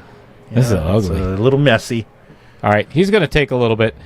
So here's what I'm talking about, everybody. This is what's happening tomorrow. I believe right now I'd have to ask Michael. So Michael Taylor is the one that started this Cue It Up along with Nate Mindham. It's pretty much Michael's tour. Has been a phenomenal advocate for pool in the state of Wisconsin. This is really starting to gain a lot of momentum. And now we've got this tournament here tomorrow. Tarek still isn't shooting yet. So, as I mentioned before, it is a race to 8 on the winner side, 7 on the loser side, winner break 9 ball. So if you want to see some incredible action, first and foremost, or live, come down to the Varsity Club, enjoy a phenomenal dinner and some drinks or whatever. The food here is fantastic if you've never been here before. If not, I am going to be going live somewhere around 11:30 or noon with some unbelievable matches, as I was stating before. So check it out tomorrow. And one of the sponsors of mine is also a sponsor of this, John Kramer, if you see in the upper right hand, Wisconsin Billiards Hall of Fame. So it's good stuff. Good things happening in pool in Wisconsin. And I see in the chat there we have Cue It Up Billiards Tour, which I'm going to assume is Michael Taylor, commenting saying there's currently 47 players signed up for tomorrow. Nice. And that is a mean field of 47 players. It sure is. So Tarek does decide to take the 11 ball there and plays back into the pack, trying to open it up a little bit. And he had some success, but he's still not out of the woods here yet. Not sure where I would go with this. There's a lot of work to be done here. The 8 ball is still a problem. 15 ball isn't nice, although it may come out here. It should. Oh, it's not. And he overcut that. It's not a bad save for you. That might have been a two-way shot. It kind of was. I don't think he's too upset by the fact that he didn't make that. I think that. So, good morning, Brad Klein. Nice of you to join us and get out of bed. Sean Hanna says he'll take Rob Madsen for the win tomorrow. Wow, that's a heck of a bet, too. I think Rob is from Minnesota, if I'm not mistaken. Either that or right on the edge of Wisconsin and Minnesota. Right on that border up there, yeah. I think he's like Red Wing. I played him at Red Wing a couple of times. Okay. Where is that tournament usually played, Justin Ellingson? So if you're talking about the Cue It Up, so tomorrow's event is the first one of its kind, the Elite Tourney. Right. But the Cue It Up Tour is all over Wisconsin. He's been at the Carom Room. He's been at Mad Apple. He's been at Sussex Bowl. He has been up in Mosinee on the Hill. Been in Portage at the Ballroom. Yep, Ballroom. He's been in Sun Prairie at the Rock.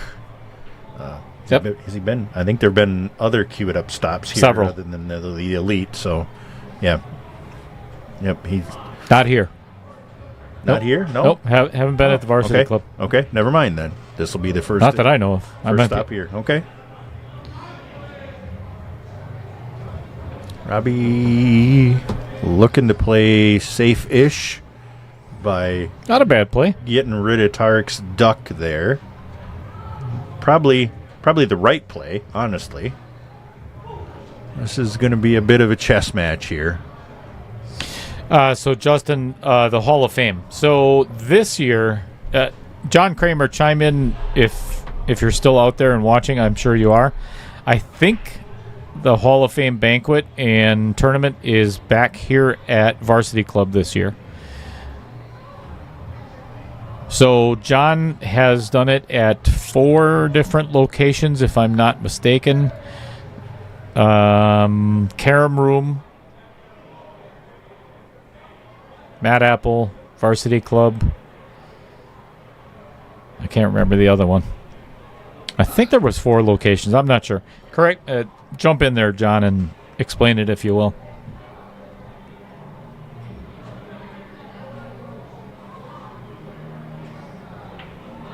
Tarek pondered his options and has picked something. I'm not sure if I think he's going to try and roll the 15 in here.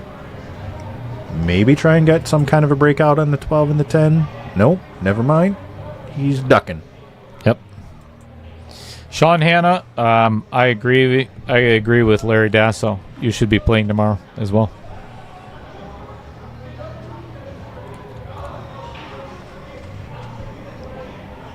Yep, and Justin, I'm sure if you go to the Wibhoff website that John will have the information on there about the tournament. I would assume. If not there now, then it'll certainly get there closer to the time of the tournament.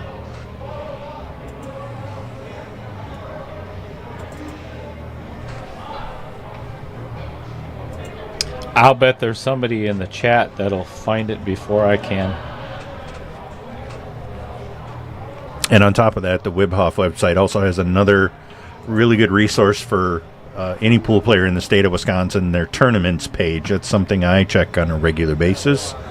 They kind of gather together all the tournaments that are played, all the tournament flyers that are available over the next couple months, and it's kind of a one-stop shop, if you will, to try and see what's available over the next couple months. So it's a really good resource as well for that.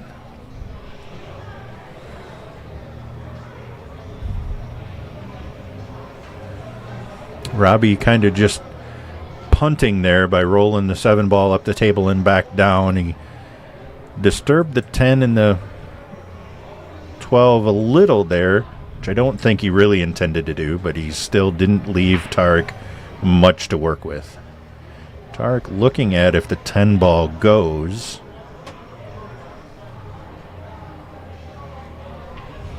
If it does, I might try and take a shot at it. We'll see what he decides.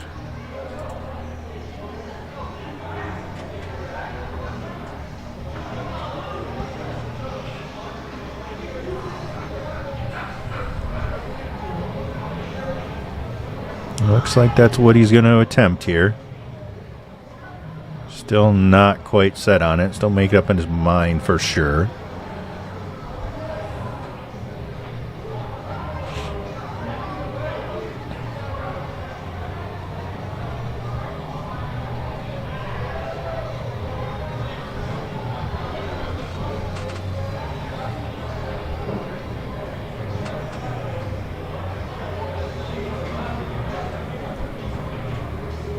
Pretty sad. I can't even find it myself.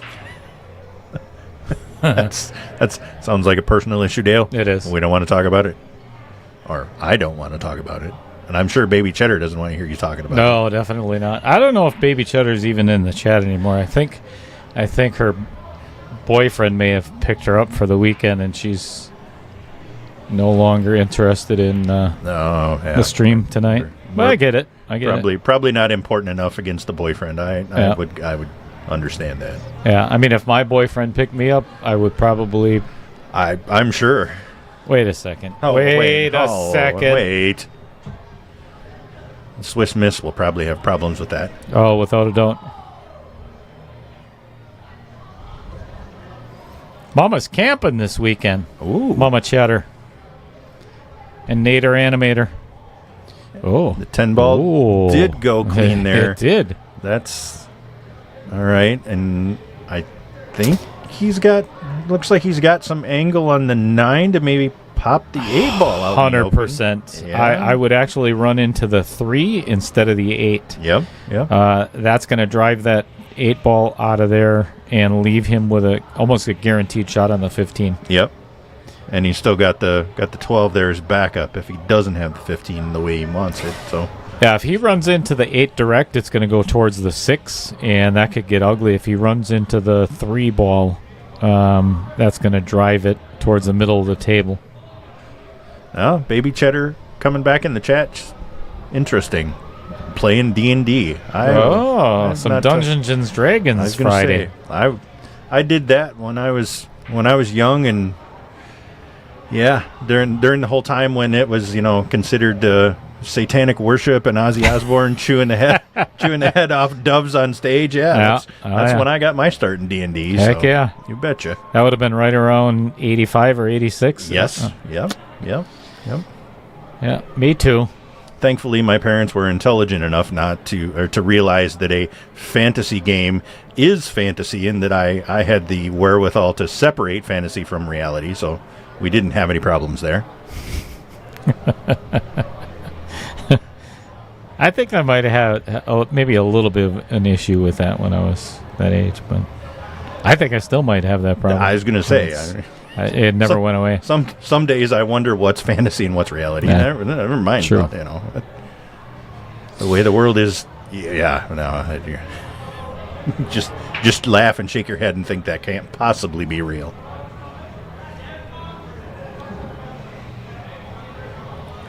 You know what? I agree, Derek. Her boyfriend better be subscribed. Yes. Otherwise, you're not dating my daughter anymore. Whoa. Uh-oh. Whoa. Uh-oh. Yikes. That was... I think he might have got away with it. Oh, yeah, he definitely did. That was a fortunate little roll there for Tarek, because that was hit way too hard. Yes. If that hits just the 6, he's hooked behind the 5, but he's got a shot. Some hampered queuing. Going to require a good stroke. Well, he hands it back to Robbie. Not wide open, but workable. Yep, Tarek not too happy with himself at the moment either. I don't blame him, but yeah. Baby Cheddar offering up the fact that she's the healer in the party, so they definitely need her all the time. I can see that. I can see that. Okay.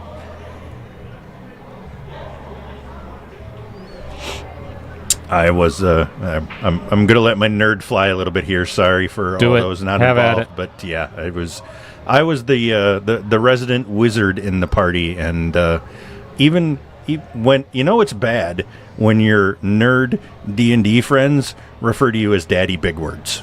Oh, yeah, my. yeah, it's bad when that's the case. Daddy Big Words. Yes. I like it. That's fantastic.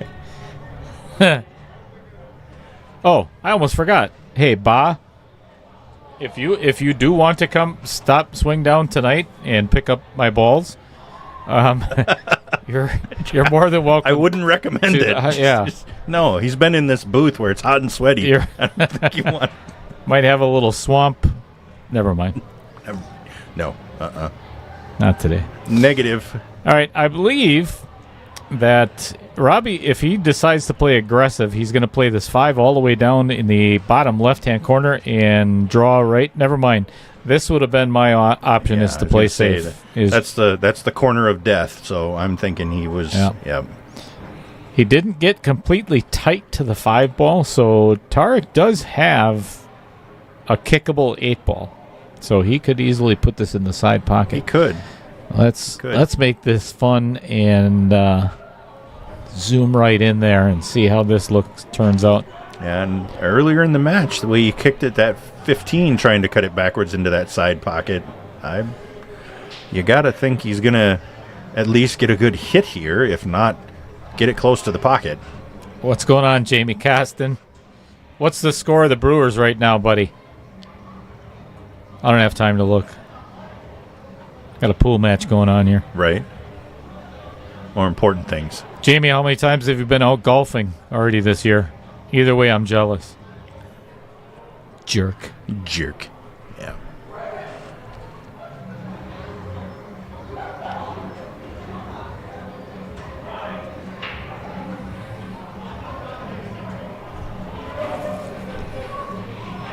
Tarek doing a little geography in his head, lining it up with his cue. Yep. Nothing wrong with that. A plus B squared equals C squared, or something like that. That's what I learned in home ec. Yep.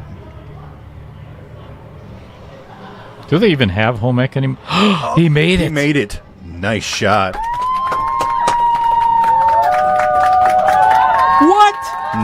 What? And dead. Didn't even touch the outer points. He definitely geographied that up really well. That was beautiful. Nice shot there. Nice shot. I'm going to have to...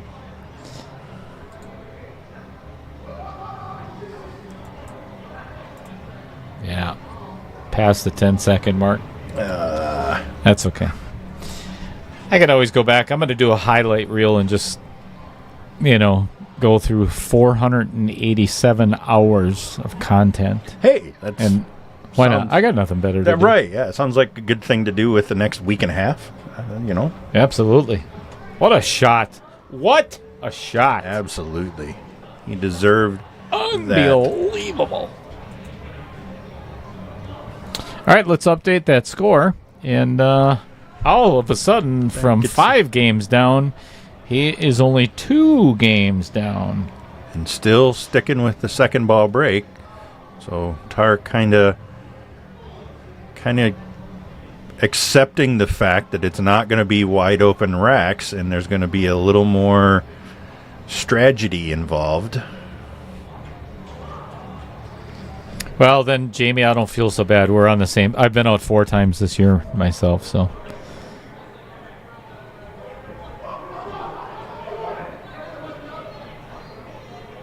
Dead center. Mm-hmm. Yeah, there's really, other than the 5 ball, and that's not even all that tough. This is definitely a runnable rack for Robbie.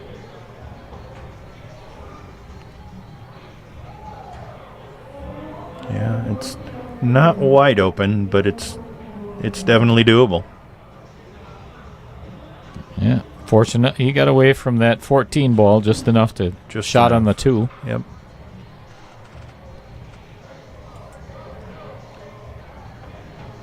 Five is going to require a pretty tight window, but it does go.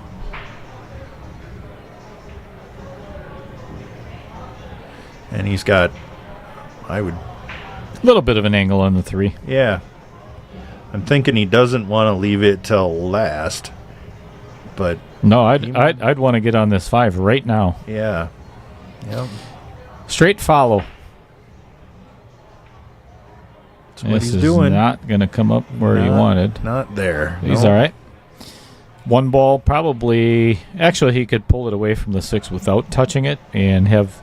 The key is going to be now from the 5 to the 6. Right. Yep. And 6 to the 8 and that's going to be tough, too. And the 5 to the 6, you're going to, with that traffic there, you're going to need a pretty exact angle on the 5 to be able to pull back out of there.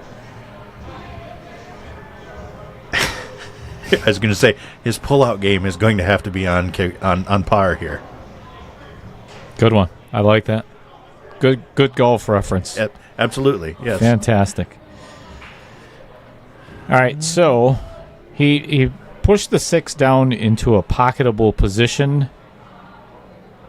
Yeah, and he could actually play the 6 first and then take his chances going from the 5 to the 8, but that's a little risky.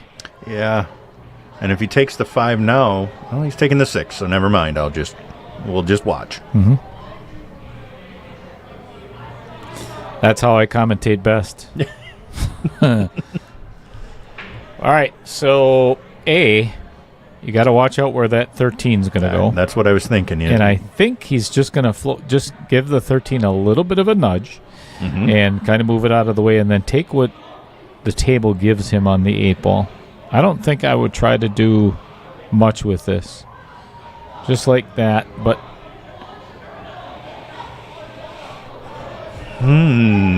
he's playing the cross-side bank. Yep.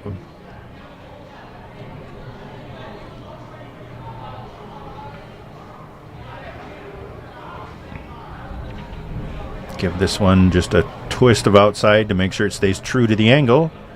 Oh, my gosh. And scratches off the 13. Wow, and that's a loss, too. That is not just where he's given up the table for Tarek to run. That is a loss. And that puts Tarek within a game. Ouch, ouch. Did you hear that in the background? There's like this massive amount of thunder, I think. Is there like storms in the area? They were they were talking about storms being up here. That's why I didn't ride the bike up today. I was going to ride it up. Yeah, you did mention that. Save on some fuel, and then I checked the weather forecast, and they said there was going to be some storms. So, all right. After that, Robbie decided he is going to take a little break himself. So what I'm going to do is pick up where I left off. How about let's do that? what a wonderful idea.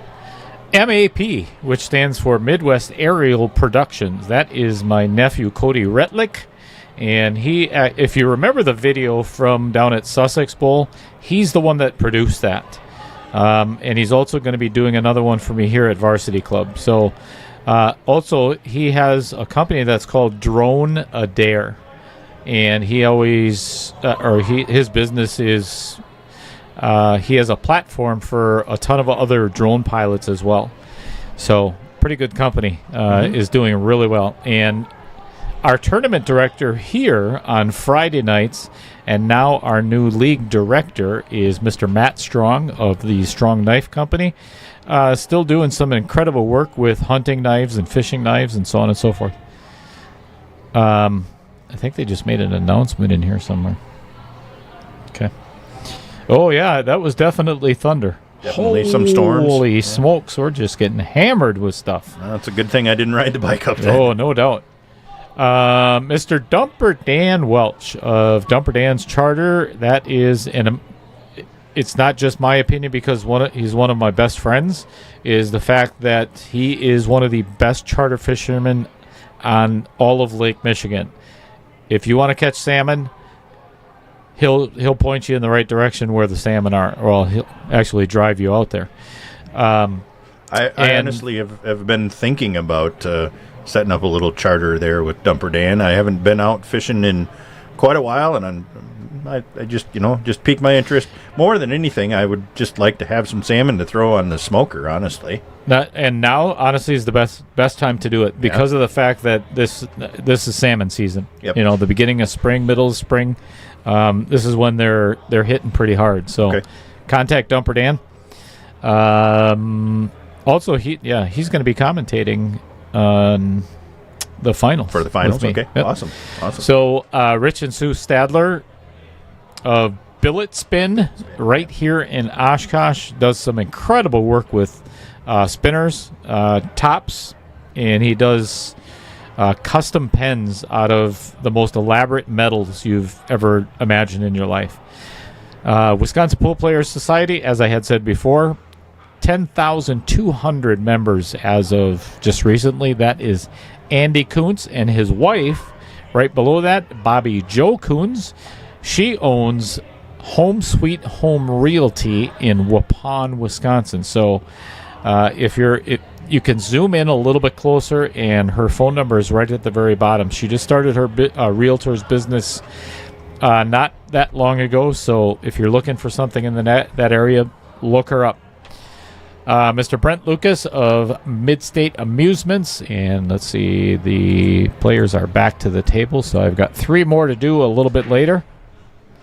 Tarek goes back to the center ball break. And that cue ball, I thought that was going to scratch. I thought it was too. Coming up dry, but leaving the 2-13-8 in kind of a yucky position. Yeah, a little bit of a tangled mess up there.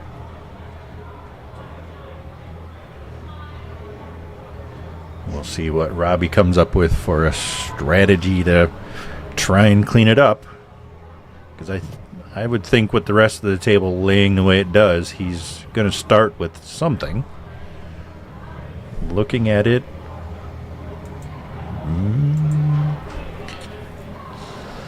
I don't know where I would start here for sure.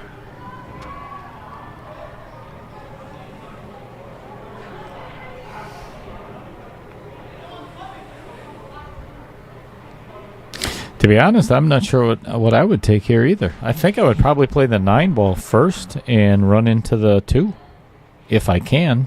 And I think that's what it looks like he's doing. That is exactly what he did. Opens the 8-ball up. The only thing, he didn't really leave himself, I don't believe, with the easiest shot. He's got the 14 in the side. Yep. I don't think the 11 passes the 7 to play down in the corner, but he had hit that really well. Yes, he did. Robbie is very confident when shooting in the side pocket, I've noticed over the last couple of matches. He has no problem with that at all. Okay. Very precise. Good boy. Nice. This is gonna cause a problem. Yeah, over top of it, reaching even at his height, that's over top of the ball, reaching 3/4 of the way down the table is not comfortable. Doable, but not comfortable. Yeah, he's going to be able to pocket this 13 very simple, but getting shape for any other ball is really going to be tough. I think he's going to have to either try to force this out one rail, which makes the 13 missable, or... Ooh. Wow. Or play much more aggressively. Go out 2 rails. Wow. Yeah, and the 11 does go, so that probably gave him a little more comfort level with that. But that was definitely an aggressive shot there. No doubt.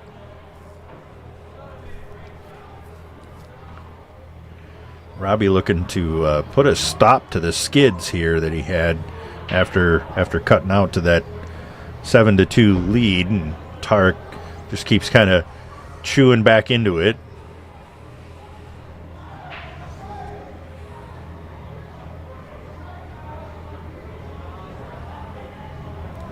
This is not at all the angle Robbie wanted on this 11 ball. This is going to make this 8 ball really tough. Yes. Yep. And he is froze to the rail. The 7 becomes astronomically large in this shot. Wow, did he hit that good? That is another really fine use of a lot of inside English to make that ball come back really well. That was pretty sweet off the rail like that. Absolutely. Heck of a shot there.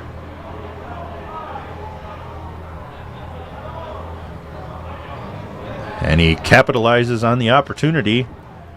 Put himself back up 2 games now. Thank you so much, everybody, for tuning in. If you're just joining us, thanks for being here. I hope you're avoiding all the storms that are going on through the state. Looks like just a big, massive push, and then it's over with for the night. So hopefully everybody's safe indoors, having a Budweiser, right, Michael Parker? If he hasn't passed out by this point, jeez. He's shooting some pool. Oh, wait, no, he's not in his man cave in Whitewater. He's at the cabin. Said he was Shelley. up at the cabin. Yep. So thanks everybody for being here again. Absolutely. If you are a subscriber, you're going to get a notification somewhere around 11:30 or noon tomorrow. We are going to be going live with.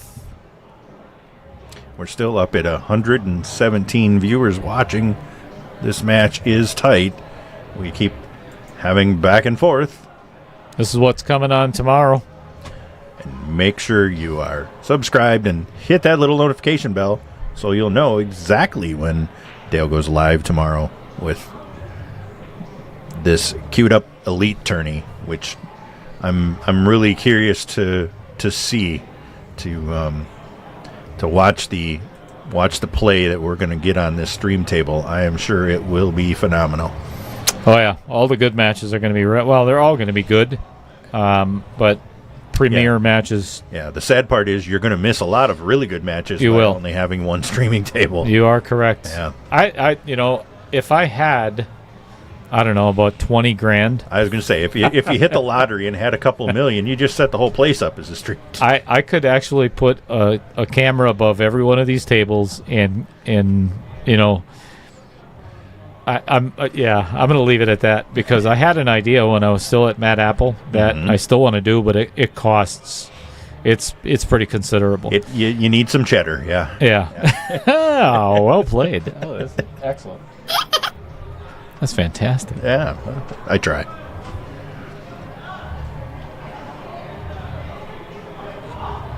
Robbie looking like he's going to take advantage of one of those little silly rules in 8-ball with the open table after the break and decides to take the stripes, playing that 3-9 combo. something you can't do in the international 8-ball rules. I found out when I'm paying attention to this new Louisiana shootout and things, and yeah, the international 8-ball rules a little different in that regards, that you can't take that offsuit shot, if you want to call it that, offsuit. And geez, that's a more a card term than a pool term, but I mix my metaphors. It's my party, and I'll cry if I wanna. That's right. You weren't invited into this booth for your great looks. Good. So that's absolutely, say whatever you want. That's a failure. Holy thin cut. My. Look what he did to the 5-ball and the 14 and the 11. Well, no, the 11 was already there. So not only did he make a mess out of his own balls, also made a mess out of Tarek's. He also happened to mess up Tarek's. Yeah. This conversation could get out of hand real easy. Am I not correct, Ba matey? I did see that Ba commented earlier too that he wouldn't be able to make it. He's not coming. Yeah. No. Yeah, that's unfortunate. I'll give my balls away to somebody else. That's fortunate for Ba. He doesn't want to be here. Yes. Yeah, Michael Taylor piping in, saying the average Fargo of the players in tomorrow's tournament is 650 or above. Yeah, that makes for some pretty phenomenal play. If you're in the area, you should definitely try and get yourself down here. And if you're not, tune in. Some of the best pool you'll see in the Midwest, and I'm going to guess. There's going to be some fire on the felt tomorrow. No doubt. And given the money that's probably going to be flying into Calcutta, there'll be some pretty big stakes as well. I want some. Yeah, right? Somebody give me a cut of that. I was actually contemplating, I was going to ask Michael if he wanted to commentate for an entire match or something, and I was considering playing in it myself, but I haven't played in months. I mean, literally haven't played since league ended. So... yeah, I'm not ready for going into that kind of a tournament. Nope. That's not a.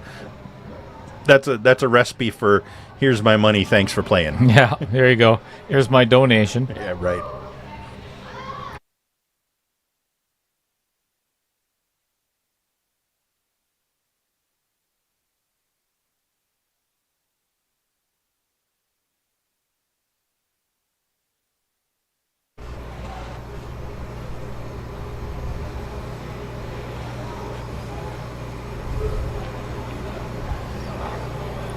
Tarek there. Let that kind of get away from him, but that might... Yeah. I'm not sure if that was two-way safety-ish or what, but it really still doesn't leave Robbie in much of a position. He can try and be aggressive here. If you try and bring the 15 off the 13 into the mess, or you try and slow roll the cue ball and leave yourself something on the 15... Not sure which way he's going to attack this. And chooses the latter. Actually, this could not have ended up any better. Yep. For getting the... he may be able to, if he uses inside left or inside right follow, and he could carry him off the 11, clear that, and carry him off the 11 and clear the 14 as well. Mm-hmm. While pocketing the 15 ball. There's a good possibility of basically breaking up the rest of this rack. It did almost all of that except the 11. Yep. He just a little too long on the tangent line, and it squeaked between the 14 and 11 versus catching the 14 a little more full. Yeah, this is tough from the... He's got a shot on the 10. Right. But boy, he's going to have to get an absolutely perfect angle on this 14. Yeah. I think he's kind of looking at... No, probably not. I mean, there's the potential of some uber aggressive shot to try and bank the 11 cross side. Get it out of there. He's kind of eyeing that up. and it offers fairly natural position onto the 14 in the side, but that's asking a lot. That's kind of betting the game on a semi off angle bank here.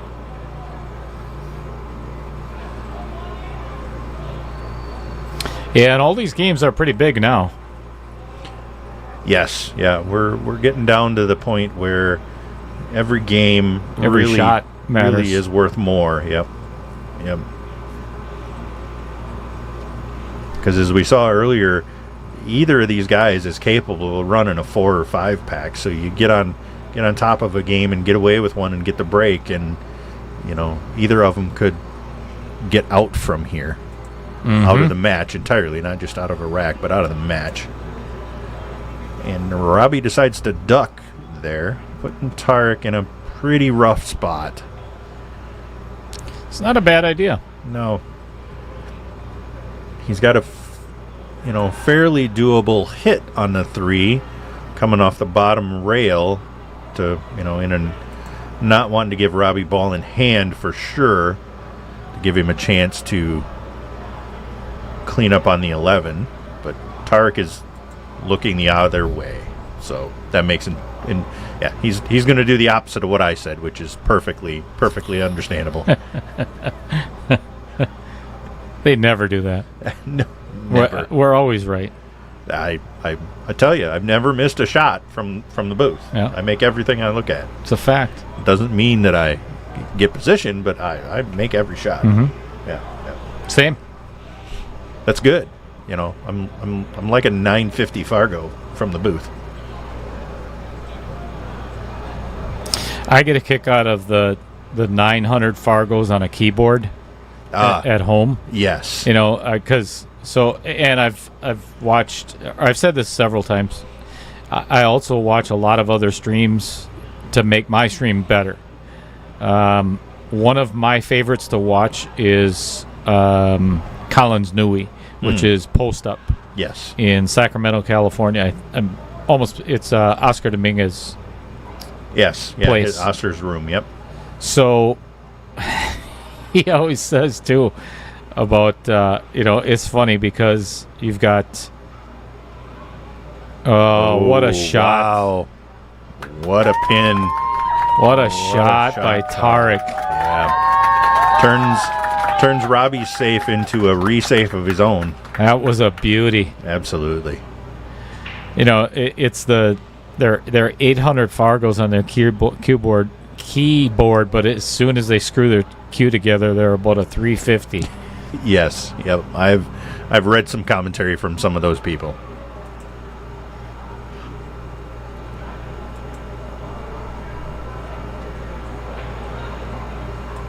Robbie trying to pull a trick out of Tarek's book here, and gonna try and kick behind that 10 in the side.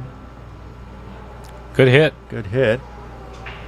Well, this does leave it pretty open for. Well, no, that 7 is still in a nasty spot. Yeah, I think the 7 ball is still doesn't go, and with the 3 there, he unfortunately can't roll forward off the 4 here and take the 7 down to the long corner.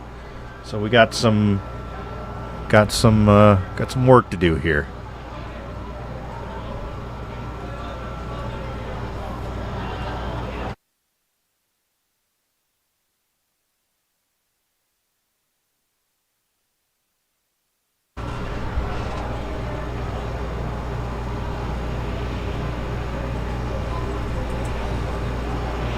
Tarek eyeing up his options here. He's probably going to take a little bit to do this, because he realizes as soon as he does anything with that 7 ball, he opens it up for Robbie as well, because right now the 7's got that 11 on lock.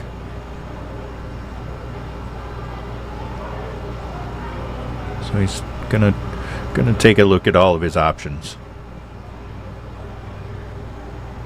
Up to 125 watching us now, Dale. Fantastic. I hope they're all subscribers. Listening. I hope they are too. It'd be a shame if they weren't. They're going to miss a lot tomorrow. Yes, absolutely. Is there a way that they can do that subscribe thing if they're not, Dale? I don't think so. Oh, okay. Well, No, I don't believe they can. I mean, if you could think of something. isn't there like a little button somewhere on this fancy YouTube interface thing that you push and? Oh yeah. You know what? I think. Let me guess at it. I think it's that one. Yep. Oh, there you go. That's the one. That's that little thumbs up thing, and then the biggest part is hit that bell. That way you get notifications tomorrow when Dale goes live. Well, look who just showed up in the building. It is the one and only Tom McCluskey in the house up here for tomorrow. I didn't even see his name on the list. That's going to be something somebody's going to be bidding on. Somebody. I would bet. That's what I said. Yeah. You would bet. They're going to bet. They are definitely going to bet. Yes. Or rather, they're going to donate to a fund. That betting stuff, that that's... Yeah, correct. Yep. Mm-hmm. Yep. So Tarek decided to duck off the 7 there, and Robbie redux? Is that a reduck? Is that a word? I don't even... I don't think so. Somebody want to look that up in their Funkin' Wagnall? Funkin' Wagnall. And in doing so, he ends up tying up Tarek's 5 ball again with the 11, putting him in a tough spot again.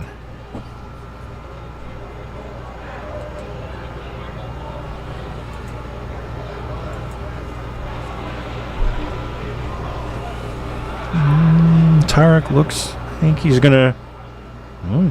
Can he get to the 5? With a little follow if the 4 goes all the way down? I think that's what he was maybe trying, or no. He's kind of shaking his head a little bit like he doesn't quite like where that ended up. Yeah, I'll tell you, this is... Even if he ends up with a shot on the 5 ball, how in the heck is he going to get to the 8? Yeah. Yeah, he's going to need a little... Going to need some fortune here, I think. So he's going to try to pull this back. I don't like the way that he's playing the rest of this rack. Just so, again, great if you make the 5. How are you going to get on that? He is going to have to... He can draw off the 11 ball, pocket the 5, draw off the 11, and then try to come to... Yeah, where he's pointing right there, come 2 rails, potentially 3 to get on the 8. But this is a risky shot. Yep, because this does the... I mean, I got to go. Yeah, this might need a... I might need to watch the hit here. Okay. Dale's going to head out and watch the hit.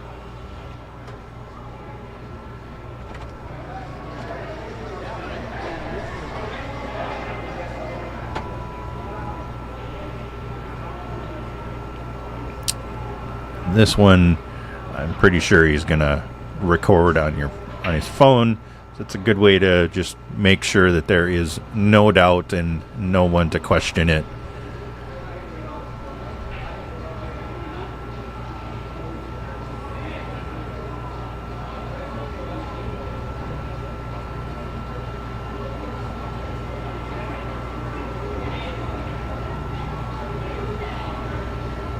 Oh, he made it, and he's going to escape the pocket. They're having a look at the video now. Going to get them both to look at it. If I had to take a guess based on the cue ball reaction, I'm going to say it was a good hit. We'll see what the video shows as Dale goes through it.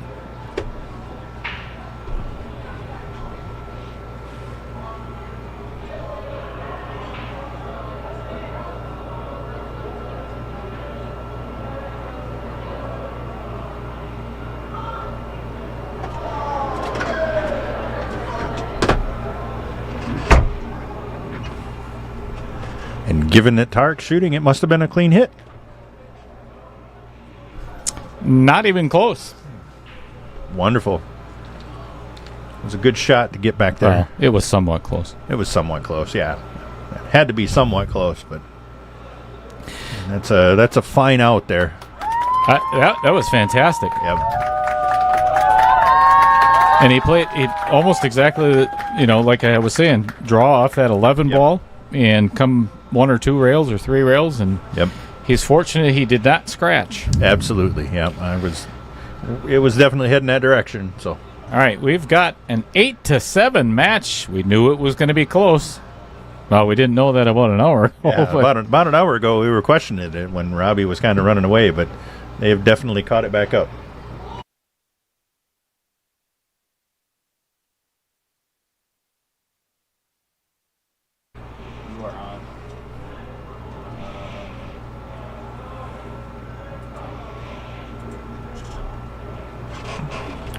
All right. So Tarek back to the middle break still going with that. That's much more like I'm used to seeing. He parks the cue ball dead in the middle of the table. No kiss. And a stripe falls on the side.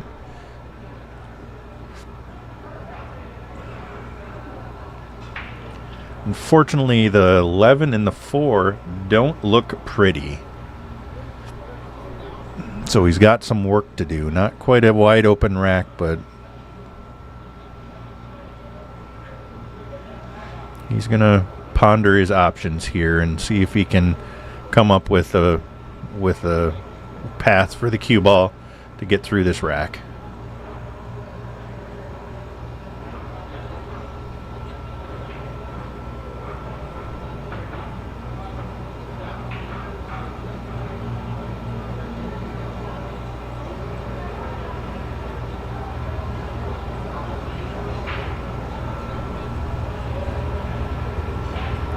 And it looks like he's lining up the 15 here.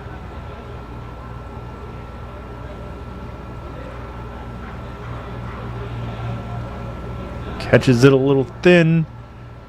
It's going to leave Robbie with mostly the same table. 15 just closer to the pocket. Down here, Robbie pretty decisively, pretty quickly decides he wants to go with the stripes.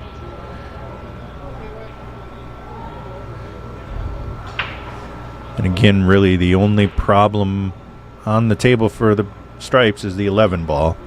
So we'll see what kind of plan he has in mind for that.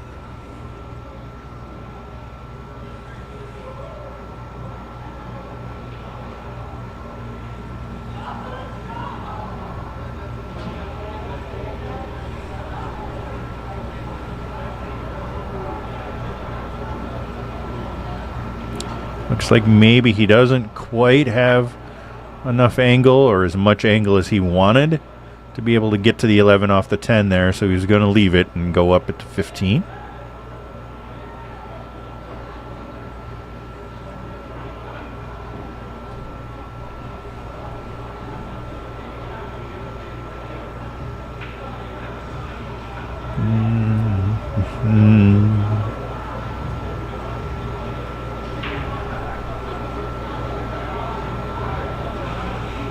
And he thinks the 11 goes in the side, so he's going to try it. Tarek had a look. He must think it's clean enough, so he's going to give it a roll. I would call that a good hit, but he ends up nowheresville on the 10.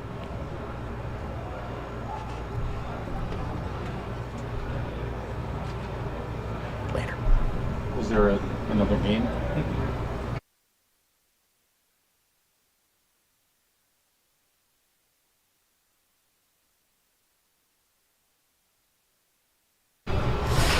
Looks like he ended up okay on that 10 ball. He did. A little fortunate. Yeah, a little fortunate for sure.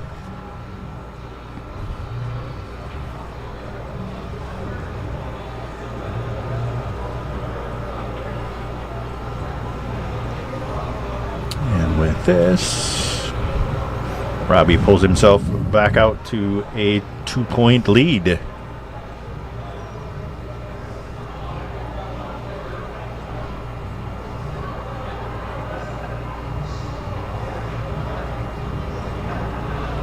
What's going on, Chris Green?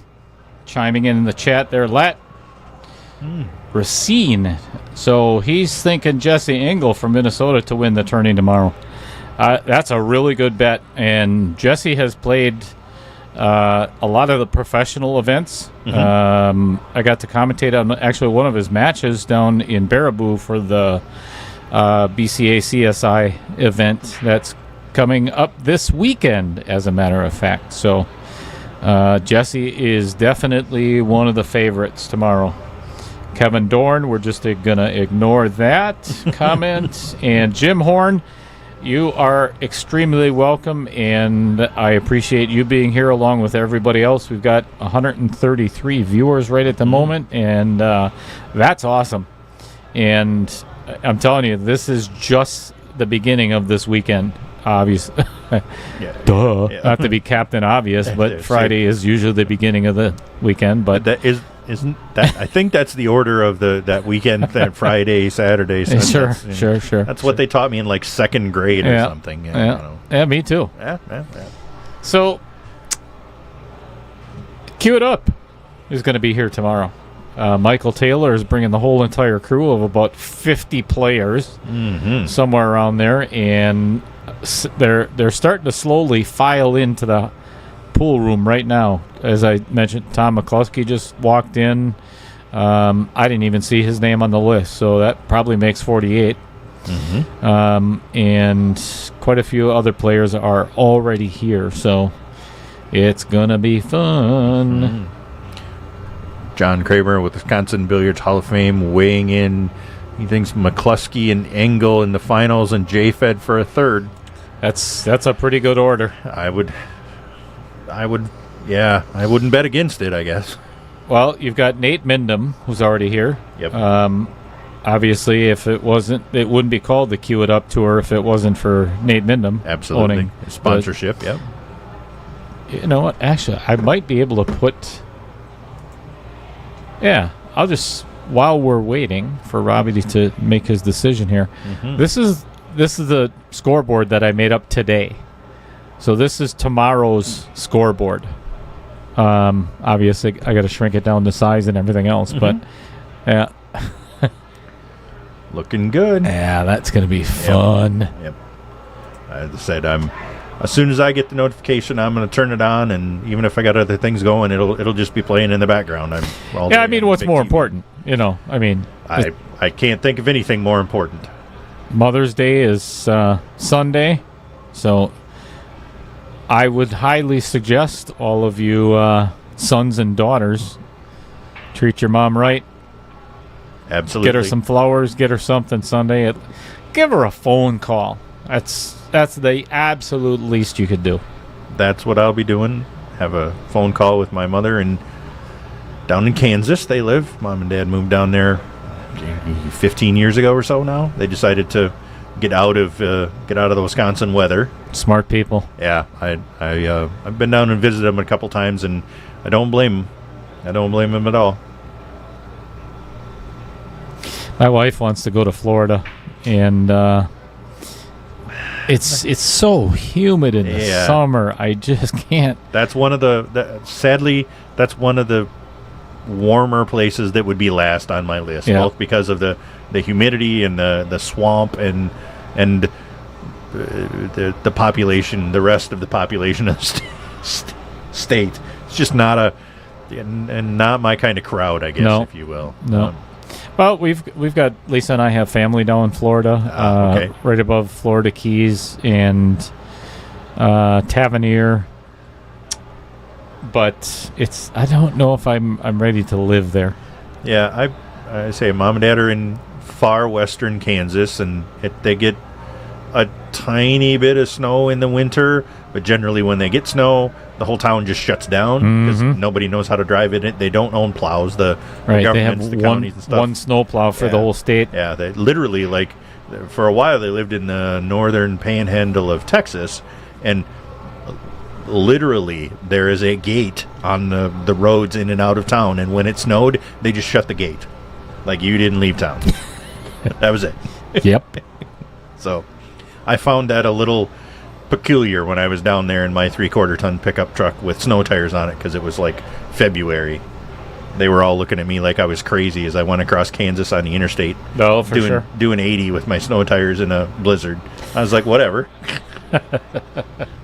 Jamie Caston makes a prediction. He says his money is on Margaret in the finals. That's a really good bet as well.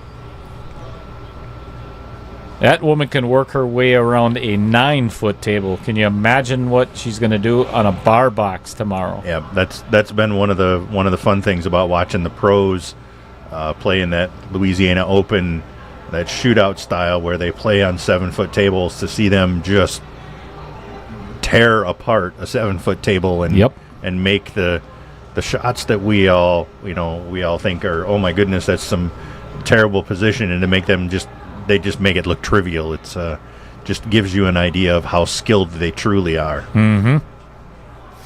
Well, if I am Tarek, I am going to play this 6-ball with a lot of right-hand spin and try to get down right there where he's pointing. Mm-hmm. Try to get down on that 4-ball next instead of the 1. The 1 he can access pretty much just about from anywhere. Yeah, and that 6-ball is far enough into that corner or that side pocket that he can cheat it a bunch and create angle that really isn't there from the shot line currently, and get himself down to that 4.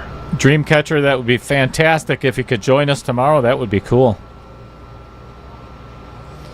Come down to the varsity club tomorrow and be a spectator. That's even more fun, because there's nothing that beats live pool and good food and good drinks at a good venue to watch. Yep.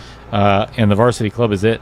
Yep. And the great thing about that is you'll be able to see some top caliber players, and you'll be able to be up close and personal with them. You won't have some 20-foot barrier where you have to be back from the tables and watching from a distance. You'll be able to be within 6 feet of the tables and watch them play them shots. Keith Cross, welcome to the chat. What's going on, Keith? This was a really smart shot on Tarek's part. Yes. And really well thought out. For him to play the carom off the 1, to push it close to the pocket, that was a... I will definitely be adding that to my... huge intelligent shot. Yeah, definitely adding that to my mental bank of things you can do on a pool table.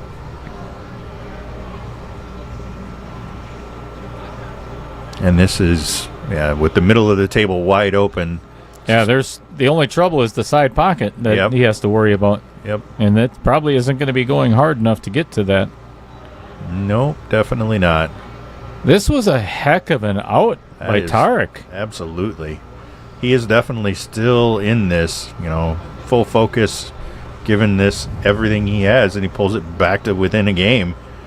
We were talking this might go hill, and keep running that direction. Yeah, baby. Keep running that direction. Let's stay here all frickin' night. I'm down for it. The storms are gone, so let's go.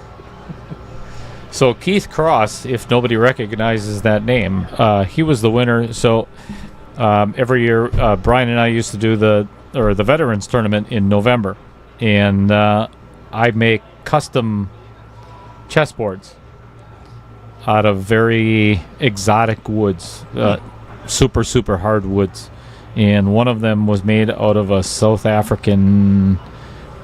I can't remember the exact name of the wood, but it's from South Africa or whatever. And one of the chessboards, Keith Cross was one of the winners. So I hope you're enjoying that chessboard, buddy, and playing on it this weekend, or maybe playing some pool somewhere. Not a bad plan either. Keith is from way up north. Up north day. Up north. Yep. Tarek sticking with the middle of the table break, and cue ball got away from him a little bit there, but he got one of the 4 railers to go in the bottom corners, or it'd be the top right corner on your view. I think we should give Boz balls away. What do you think of that, Trevor? If he's going to win a prize and not come claim it, and he's within driving distance, right, I say it's forfeit at this point. Yep. I think that's how you should title the giveaway. Giving away like Boz that. balls. Yeah. I like that. Yeah. I think it's got a nice ring to it. Absolutely. Ding-a-ling-a-ling. If you don't like your balls, somebody else will. Yep. If you don't want to come claim your balls, we'll give them away to the next person. I think that's fair. So Keith is playing in Dr. Pool, which is Dean Raisler. Outer Points has done a couple of events for Dean, one being the Oshkosh Open. Mm-hmm. So that is where Keith is playing tomorrow in Baraga, Michigan. I don't know where that is. The very first pool tournament that I ever played in was the Oshkosh Open 3 years ago. Oh, 3 years ago, yeah. We were there. I was there, and I came here even. Then afterwards, came over to the varsity club. Very nice. Yeah. We may have crossed paths and not even know it. Probably, yep. Surprised you didn't step on me. Well, yeah, I try not to, try to watch under my foot to make sure I don't step on the ants. Could you kill that air conditioner? My outer points are getting a little firm here. Oh, jeez. Thank you. Absolutely. Oh, it's loud out there. It is. That really drowns the noise, though. It does, yep. It rounds out the noise, and the music, thankfully, hasn't gotten carried away here, but there's definitely... This is the most people I've seen in here since I've been up. Now, I'm sure it's been a lot more full, and it will absolutely be way full beyond this tomorrow, I'm certain. I got a question for everybody in the chat, and please be honest. I'm serious answers only. Can you hear the difference in the sound quality, or can you actually hear the air conditioner in the background? I've always wanted to ask that question, and I keep forgetting all the time, because it's not something that... It's not on all that often, so I can't go back and listen on my own streams and know exactly when I turned it on, when I didn't. So let me know if you can actually hear that. Right now it's off, but... Todd Jewell, you've been listening long enough to realize that pronunciation is Dale's like fourth language, so don't bother correcting him. So Baby Cheddar and Dan Herdina both say that, yes, you can hear the air conditioner in the background. Is it annoying? Does it take away from the commentary, the expert commentary? I don't think anything could possibly take away from your expert commentary. I don't think so either. No, Thank you. I agree.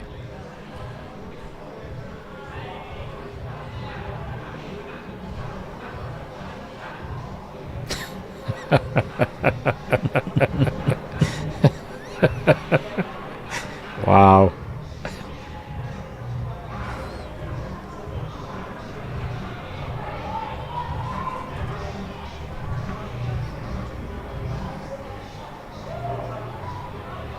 Baby Cheddar, just a small hum.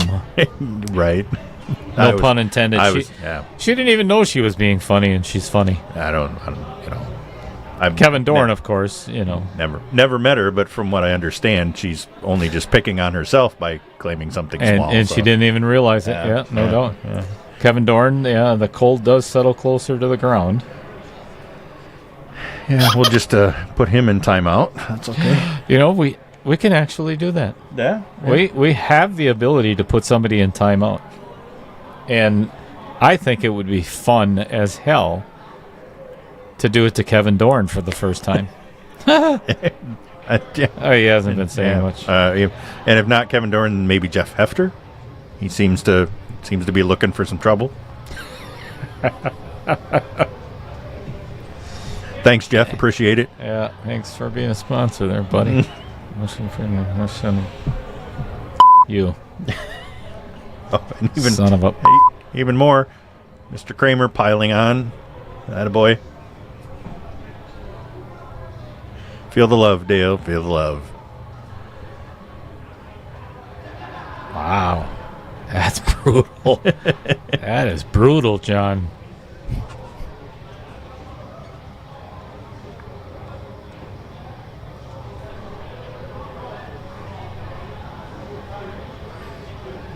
The noise from the people and the music is louder. Yeah, it's, as much as I try to make this thing soundproof, on a Friday and a Saturday night when this place gets packed, I'd have to have inch-thick plexiglass in the front of this to make it.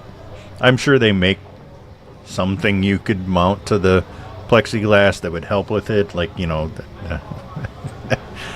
like for instance, what they put on a bowstring called whisker biscuits. Whisker biscuits. That's It's one of my favorite sayings. It is. So I'm sure they make such things for plexiglass and booths like this. Oh, for sure. Yeah. So I'll just donate the $3 or $4 grand that they probably cost. Not a problem. All right. Sounds good. Yeah, cool. You want to write me a check or cash? I'll put it in the mail when I get back to the house. I don't have my Super. checkbook with me. So Super. I'll put it in the mail for you. Yeah, great. All right, Tarek going for the shot and the break and did not come out with much to shoot at all from that effort. No. Fong Wen chiming in saying, what a close battle, no doubt about it. Absolutely. Yeah, whatever, John Kramer. Too late. Jeff Hefter, thanks, buddy. Thankfully, it's over here by me, so I can reach it. We have been challenged, Trevor. Oh. We have been challenged by Kevin Dorn. So grab that mouse over there and see where it says Kevin Dorn. Click on his and put him in timeout. Put him in timeout. I think the three little dots over there. Mm-hmm. I gotta find his. It scrolled off. He's so inconsequential that it scrolled off. Right there, where it says "I dare you." Can you put him in timeout? Report, remove, put user in timeout. Oh, perfect. See you, Kevin. Bye, Kevin. How long do we want to go for, Dale? What's the choices? Well, 10 seconds to 24 hours. That's it? Well, 10 seconds, 1 minute, 5 minutes, 10 minutes, 30 minutes, or 24 All hours. All right, let's give him 5 minute 5 minutes for the first offense. And go. Kevin Dorn, you are now in timeout. Can we put him in timeout for 6 months? 24 hours was sadly the top option. That's the max? So that was the max at this point. Oh, that's horse shit. But, I mean... sorry. Assuming... Horse doo-doo. Assuming he's in the chat tomorrow, you could put him in timeout for another 24 hours starting tomorrow. That sucks. Whatever.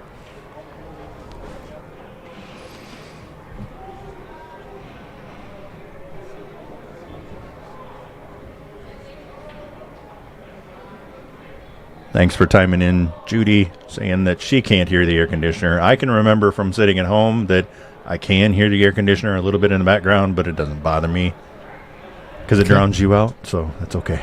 It's nice. We have such sweet viewers. It really hits you right in the heart, really tugs at the heartstrings. Absolutely. Mm-hmm.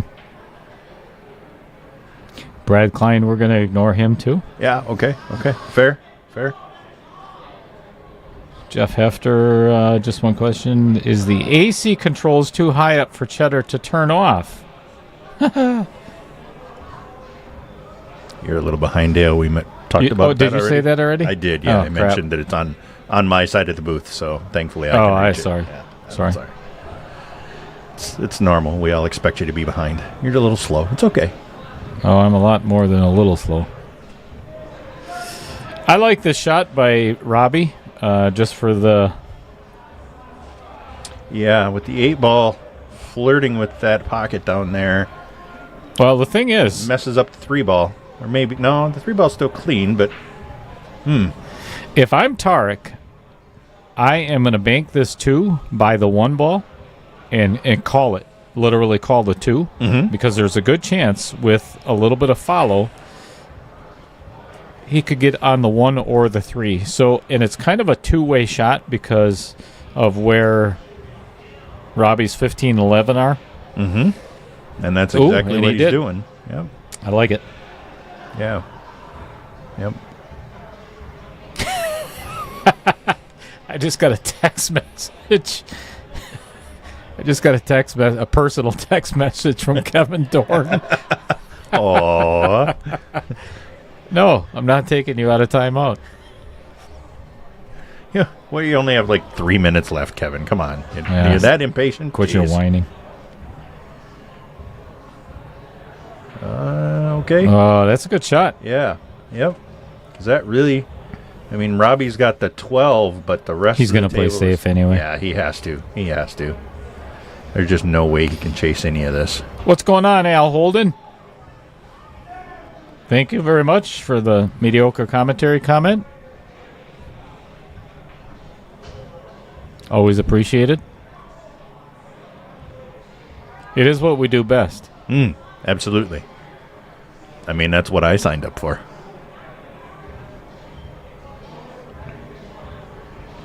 Chris Green threatening thievery. That'll get you in timeout for sure, but not just with us. So it actually says on my screen right here, Kevin Dorn was timed out by Outer Points Productions for 300 seconds. Not bad enough that you get timed out. You also get the public shame of it being posted in the stream. That's one of the funniest things that's ever appeared on my... Oh, speaking of funny things, I'm going to repeat this again tomorrow. All right. That was not No. He was trying to just dead straight hang it on the 13th. So and blaming it on the table. Yeah, so he couldn't see the 2. So I'm going to repeat this tomorrow because I know he's going to be here because he's on the list. So I've known Duncan Kaufman all of my pool career. Played against him a couple hundred times, roughly. I will never forget. So I talk about Hocus Pocus. Bill Larson. Yes, yeah. So many times of being one of the funniest things. This runs a very close second. So 2 years ago, 2 years ago at BCA State, we were in Baraboo, like it is going to be this coming week or next weekend. Of course, we're in the Masters division, and it's handicapped. So it's a handicapped division, and it's also handicapped within the handicapped division in BCA. So, well, it is what it is, but it's tough. So Duncan and I are on the tables right next to each other, and we're both warming up, and we're just kind of shooting the breeze with each other. And obviously Tarek's going to run the rest of this rack, so I can finish the story. Yeah. And we're all tied up at 9 apiece. Race to 3. I love it. So anyway, so Duncan and I are warming up, and we look at each other's score sheets. So my opponent, it's a 7-3 race. I have to win 7 games before my opponent wins 2 or 3. So I have to win the match 7-2. That's pretty tough. Yes, that's really tough. That's some rough action there. So is Duncan's. His match is exactly the same. So neither one of our opponents are at the table yet. Mine ends up showing up first, so we're still kind of warming up. I let him warm up a little bit. So I'm sitting in my chair, and Duncan's opponent shows up, and I'm sitting right next to him and listening to the whole entire conversation. And without missing a beat, Duncan looks at his opponent and he says, okay, you must not be the right opponent, or there's some kind of mistake here, because the amount of handicap that I'm giving up, I expected you to be in a wheelchair. He's like, oh my God, I almost fell on the floor. I can see Duncan saying that as well. Yeah, having played around a little bit with Duncan and seen him in the Madison area. Yeah, oh my God, I can just see Duncan saying that. I laughed so hard. I mean, he literally just asked the guy. He's like, "Wow, I expected you to be in a wheelchair, as much handicap as I'm giving you." Oh, that was fabulous. Yes, it's one of those moments I will never forget. Judy Nimke giving the update. The Brewers win 11-2. Ah, shit. Kevin Dorn's timeout is over. Oh, no.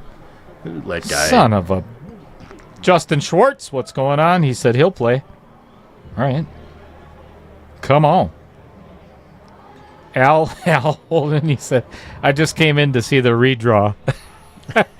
Yes. As we were explaining earlier, I mean, that's an integral part of the KO challenge is the redraw. That's what the viewers are here. I mean, they love that It provides so much suspense. You don't know who's going to play who. The tournament just keeps you from being able to think, I'm going to run my side of the bracket. So, after these semifinals, we're going to have a great redraw. I'm sure you'll get 600 or 700 people watching. Without a doubt. Yeah. Yep. Thank you, Judy, and or Ed Ninke. I know Ed's watching too. So cool. Brewers 11-2. Justin's looking for a spot from you. Dumper Dance Charters. Al Holden, really? That's funny.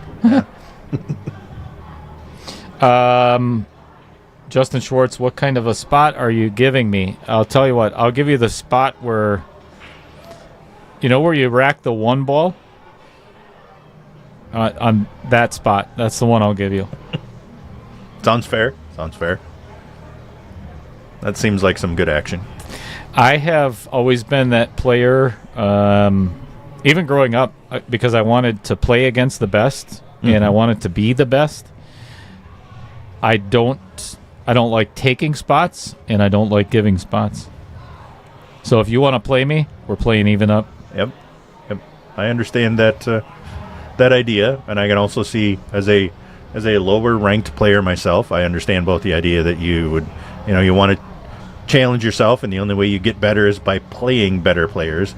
But I also understand the idea of, look, I don't want to come, donate my money every time to the better players that I reasonably don't have a chance against either, Well, I've never been, I don't have to gamble either.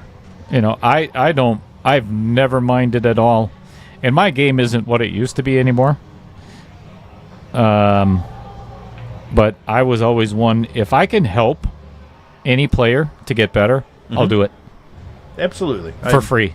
I'm a big fan of that, information sharing as well, even in pool and work. I'm not a fan of keeping my knowledge to myself. It doesn't help anybody.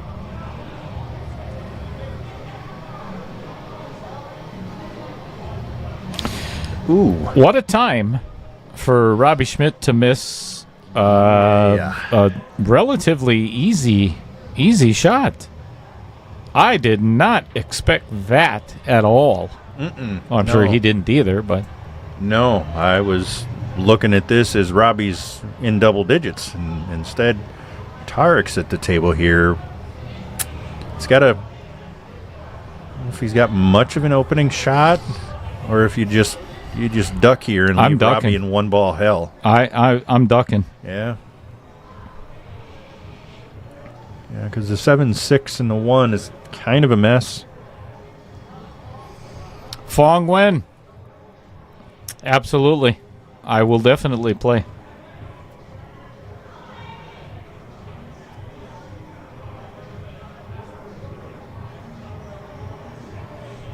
Oh, that's it. Oh, the pocket moved. Oh. See, I didn't even know that. Thank you, Kevin. It happens from time to time. I've seen it. Everybody runs into a little dimensional shifting every once in a while. It's just gravitation and I like that. And dimensional shifting. Psychometry, What? Psychometry? What the hell is that? It's a thing. Look it up. Psychometry. Oh. I didn't even know what that starts with. A P? Yes, it starts does with start with a P. Yeah. Okay. Yeah. Psych. Yes, psych. Psychometry. Tarek decides he's going to take a run at this rack, trying to be the first one into double digits, or at least he opens up with the 3. We'll see where he goes from here. Justin, where do you live? What part of the state? The last time I seen you that was at the Jacoby Open.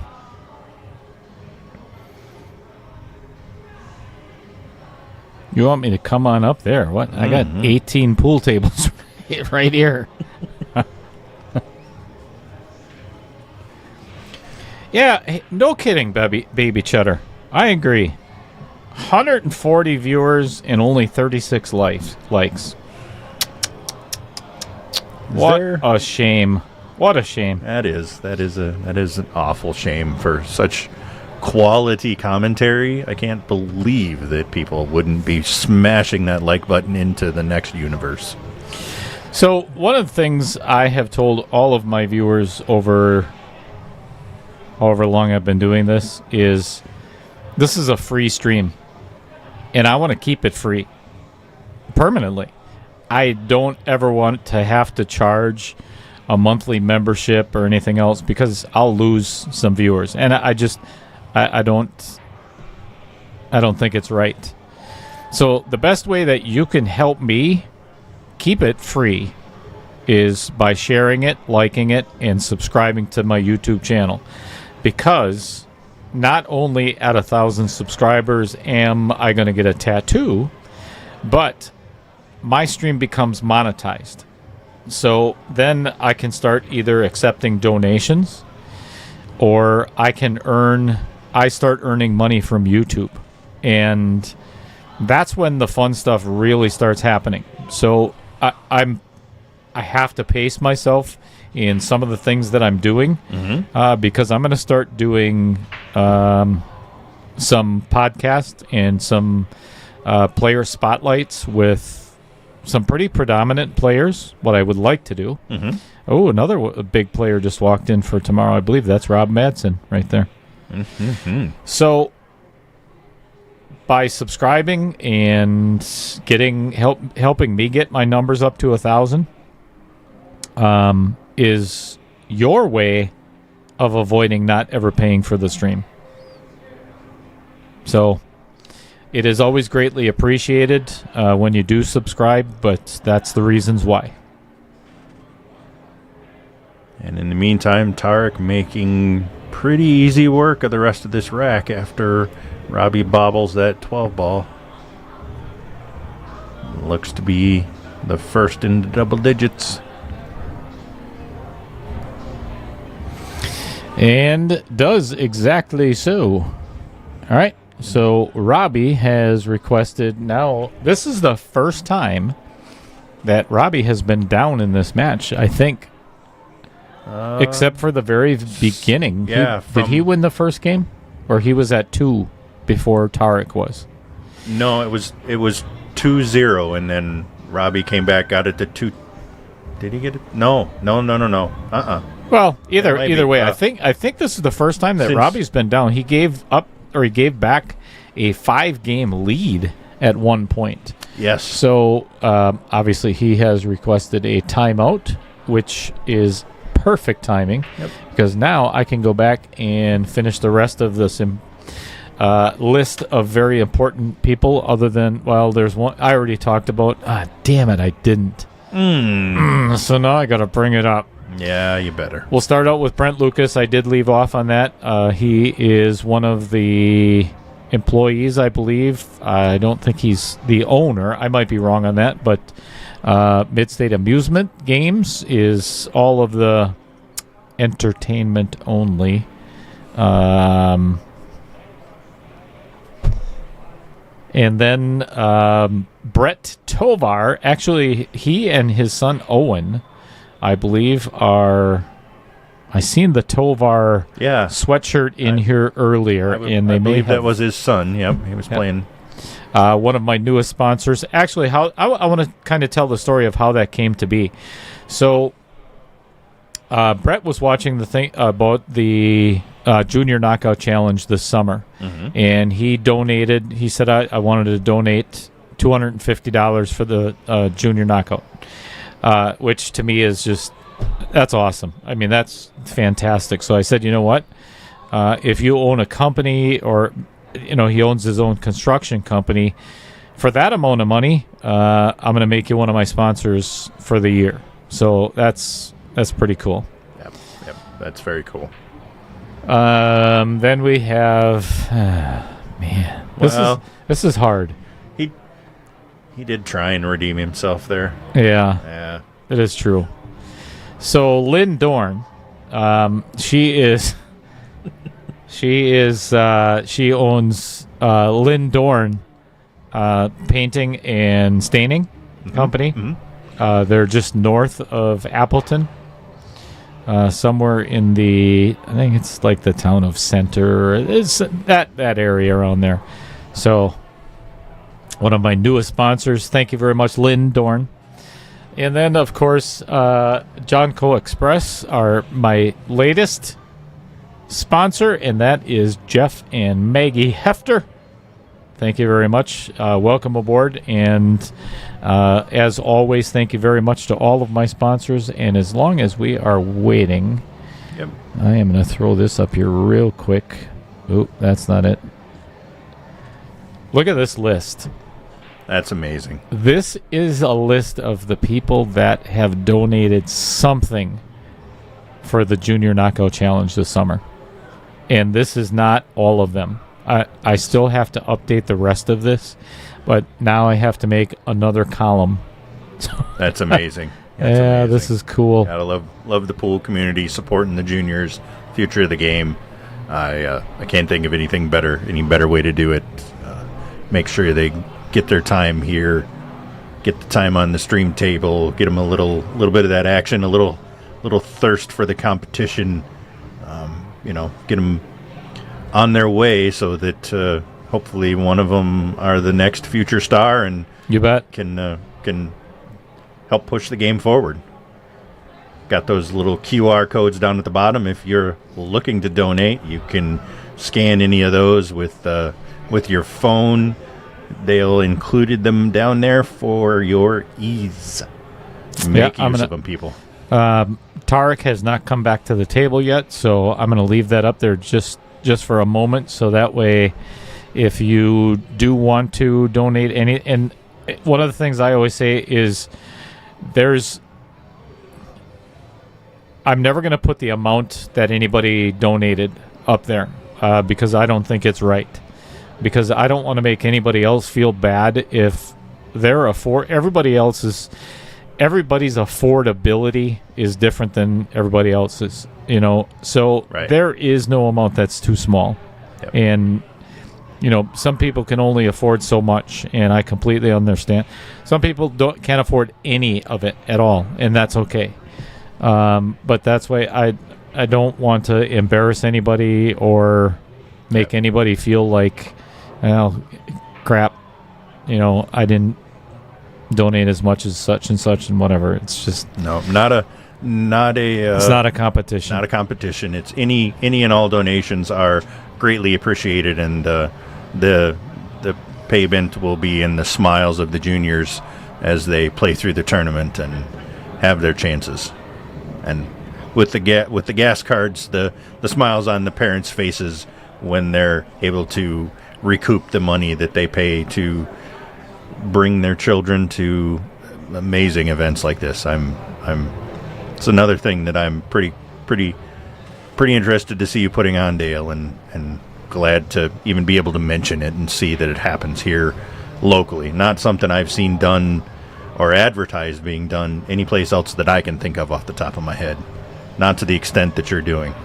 Well, thank you. And you're going to be here anyway because you volunteered to be a bouncer for that day. Or you're going to be security for that weekend. So I'm okay with that. All right, cool. I'll gladly do so for the low price of a couple of sun drops. I think we can make it a little bit better than that, but you're hired.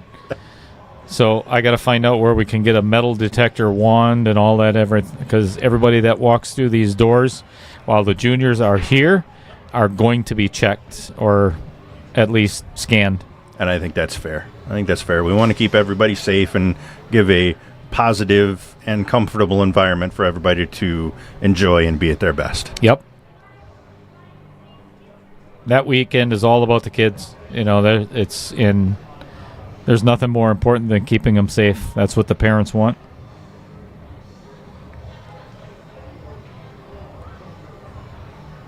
Michael Taylor, I am sure he will love to hear from you and talk. Thank you so much for offering.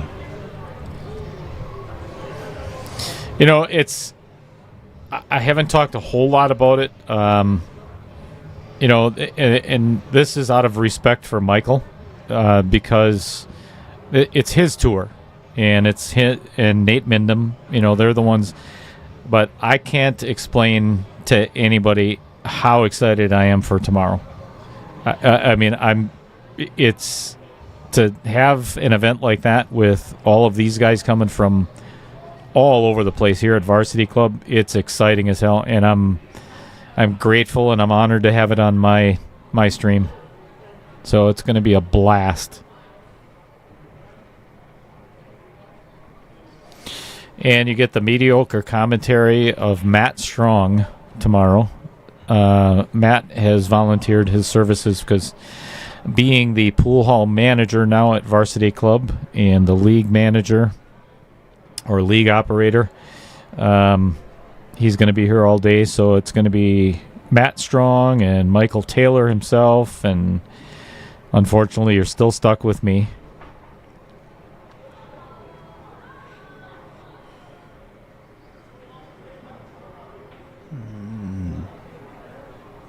All right, Justin Schwartz, I will take a look at that a little bit later, as well as Sean Carpenter. Thanks, Sean. Yep. Appreciate it. Tarek looking to capitalize here, taking the stripes. Not think the 15 squeezes past the 8 ball into that lower left pocket. I think he's going to have to get on that to get. I don't know if he can. And that's a hard thing, but looking at the camera, it looks like he can get on it, and it's pretty easy. But, boy, if you look at the table, it looks a lot harder. It does from this angle at the table. It looks like it's in a lot worse position. See if we can get a better view of that, Dale. You know, actually, as long as he's not shooting it. Yeah, see, this does it a little bit more justice. That is not easy shape to get on that 15. And even after he accomplishes that, the 8 ball is still not in a prime position either. No. Good aggressive stroke there. Yes, absolutely.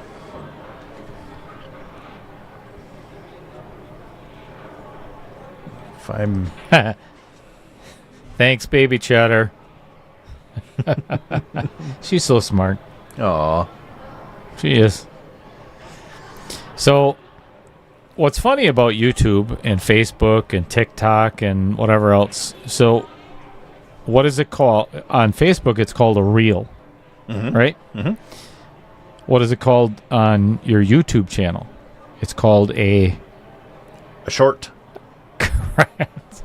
A little cheddar. who better to do shorts than me and baby Cheddar, the Cheddar family? I would absolutely sign me up for that. So that's one of the things that I'm working for. I was talking about once I get above 1,000 subscribers is you're going to see some shorts coming out, and not the ones that I wear. All kinds of fun. This is going to be my retirement. I'm sorry. Something stuck in my throat there. Yeah. So Tarek got down to where he can see the 15. Now he's just got to figure out, he's kind of laying his hand there where he wants to try and get pretty straight on the 9 ball, maybe just a little above the line to try and float down for the 13 and then the 8. Looks like a pretty workable pattern. Let's see if he can pull it off.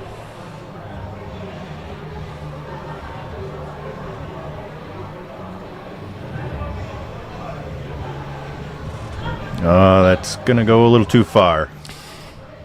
You know, it's not horrible because he can still play the 13. Where he's pointing there, he can kind of slow roll this 9 and play the 13. I don't know where he plans on playing this 8 ball though, because it is in direct line with that 6 ball from diamond to diamond, full table, and it's so close. I think he has to bank it. I don't think it goes in either side. Yeah, it's hard. Yeah, that 6 ball is in not a pretty place. He was able to hook that. My gosh. And actually... even better now. Yeah, now he's got the angle where he can just play this 13 in the side and run into the 6 and the 8 if he needs to. Yeah, he's going to bump it right at the pocket. I think that's a good plan there. Screw you, Brad Klein. That's...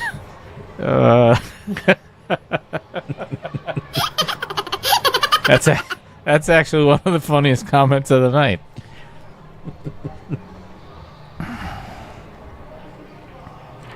Oh, he pulled it off and missed the 8, and on purpose, no less. Why did he do that? Yeah. Can he... Why would you not purposely run into that? And your chances of getting a shot are much better than what he did there. Yeah, that's pretty peculiar.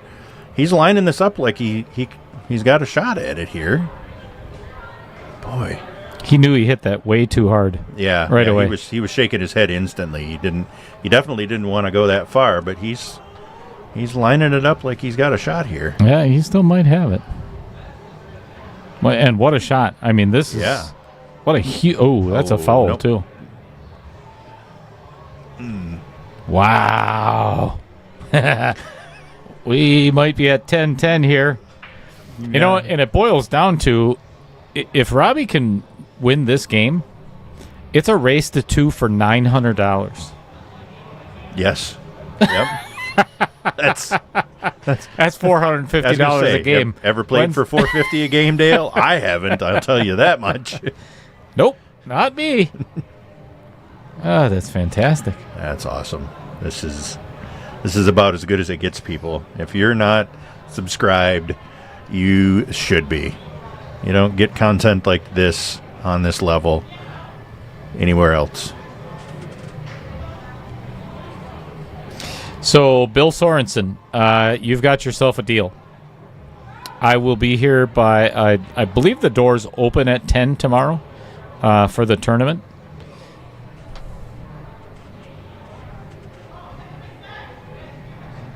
I should clarify that or make sure real quick here. Yep, doors open at 10. Calcutta is at 10:30. You've got yourself a deal. If you want to sit and chat tomorrow, Bill, that would be fantastic.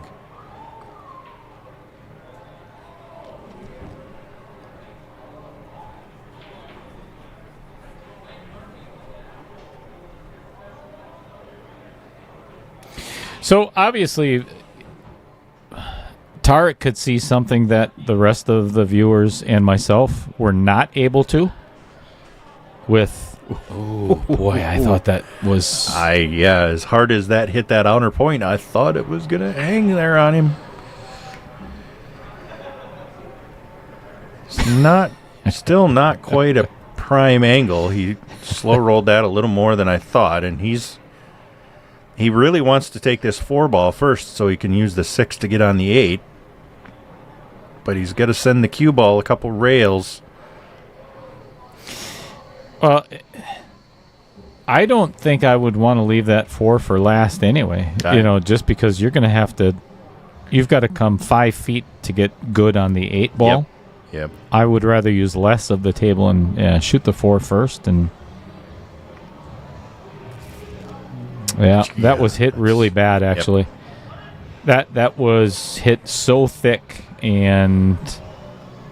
Yep, that is now the 3rd time that pocket has gotten Robbie tonight. So, which is just about everybody's nemesis, is that pocket. Yeah, Vince Didio will tell you about that. Yep. I watched that match, too. That was something. So, if you look at the comment section there where it says Judy Ninke, I can guarantee you that that is not Judy that made that comment.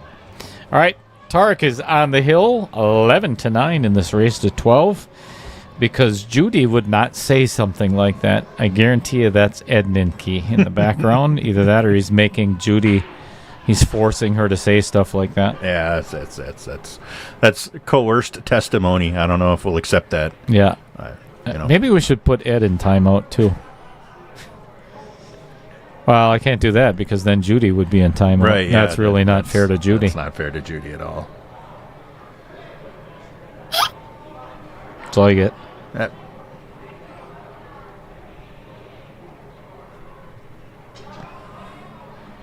So, about as tight as you can get, Dale. Tarek now with a 2-game lead at the wire on the hill. And breaking for the win. And pocketing 2 balls. Gets the cue ball knocked around a little bit, but he does come out with a couple opportunities. Yeah, and the only issue of the entire rack is the 4 and the 11. Yeah, I don't see. And the 4 actually does go in the opposite side. Yep, it would. And I mean the 6 is not in a bad place to roll forward and get on that 4 right away and solve your problem.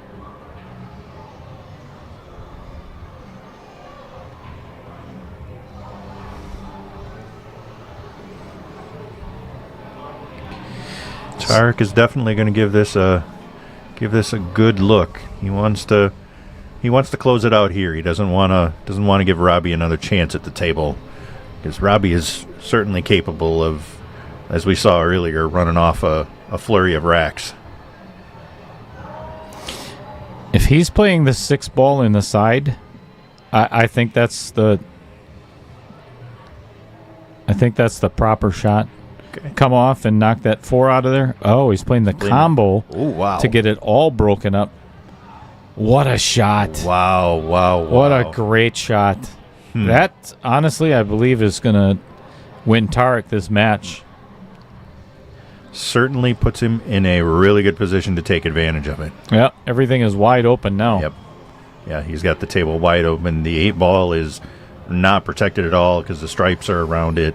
Yeah, he just needs to execute through the rest of this rack, and we could be looking at the other potential finalists going into the draw after the stream.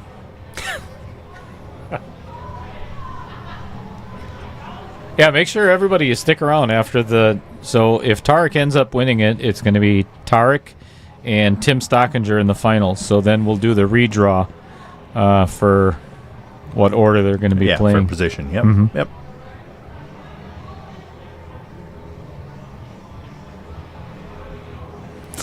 Well, if we hit the redraw 5 times like we normally do, and then so.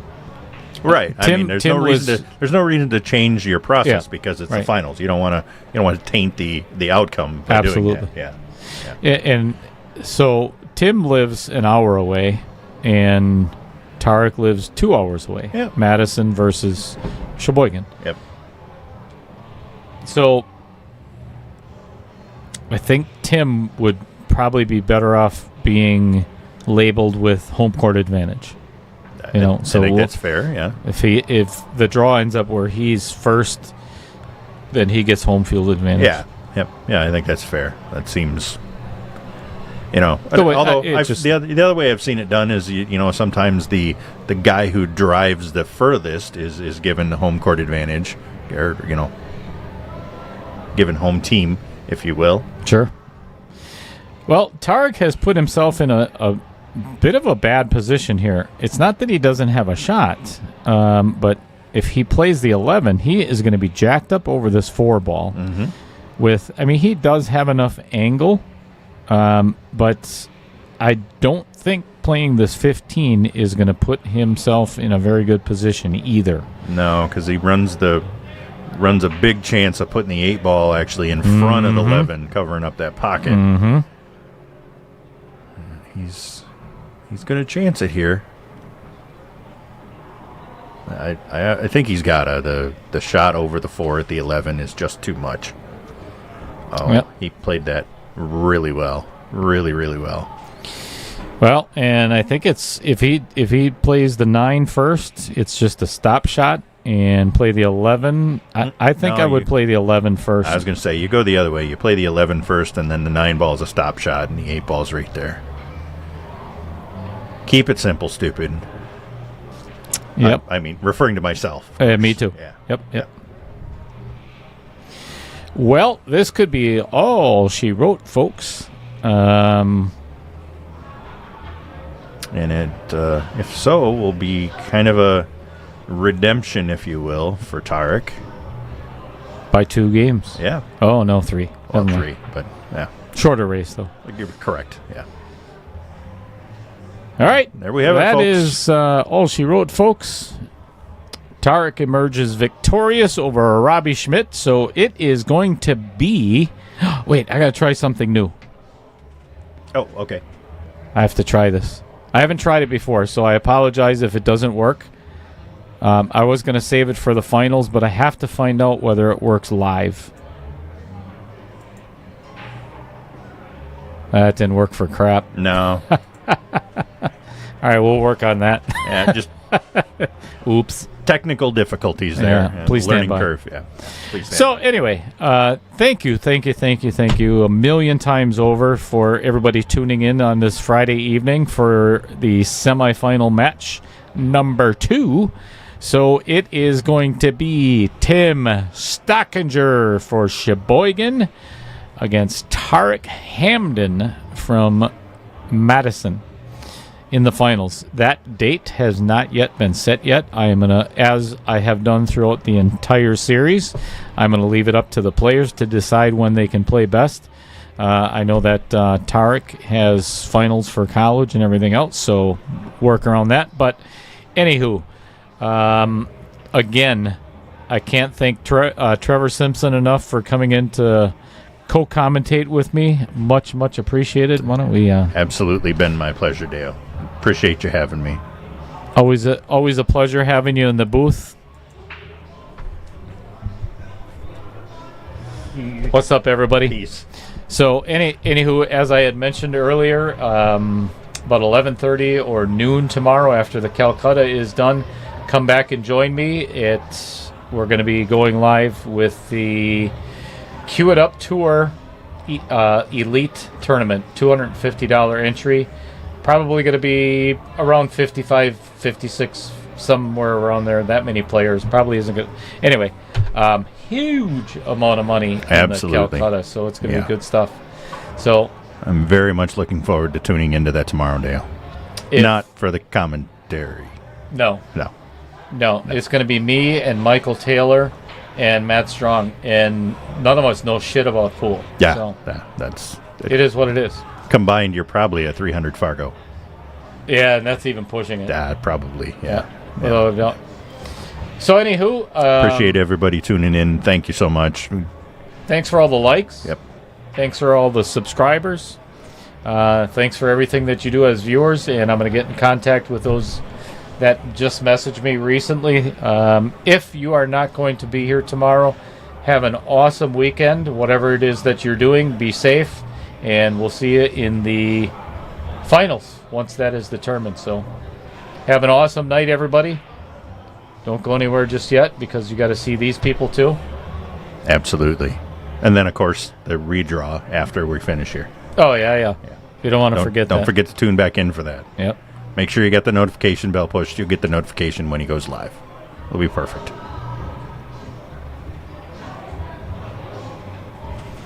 Thank you, everybody in the chat. Justin Ellenson, thank you for tomorrow, or see you tomorrow. Diane Hamdan says, yes, way to go, Tarek. Thanks for the stream and the commentary. You are very welcome, Diane.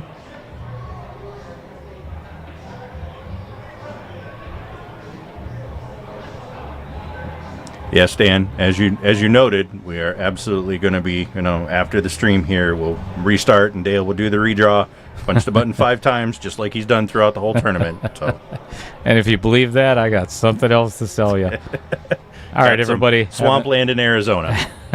Have an awesome evening, everybody. Have a good night and a great weekend, people.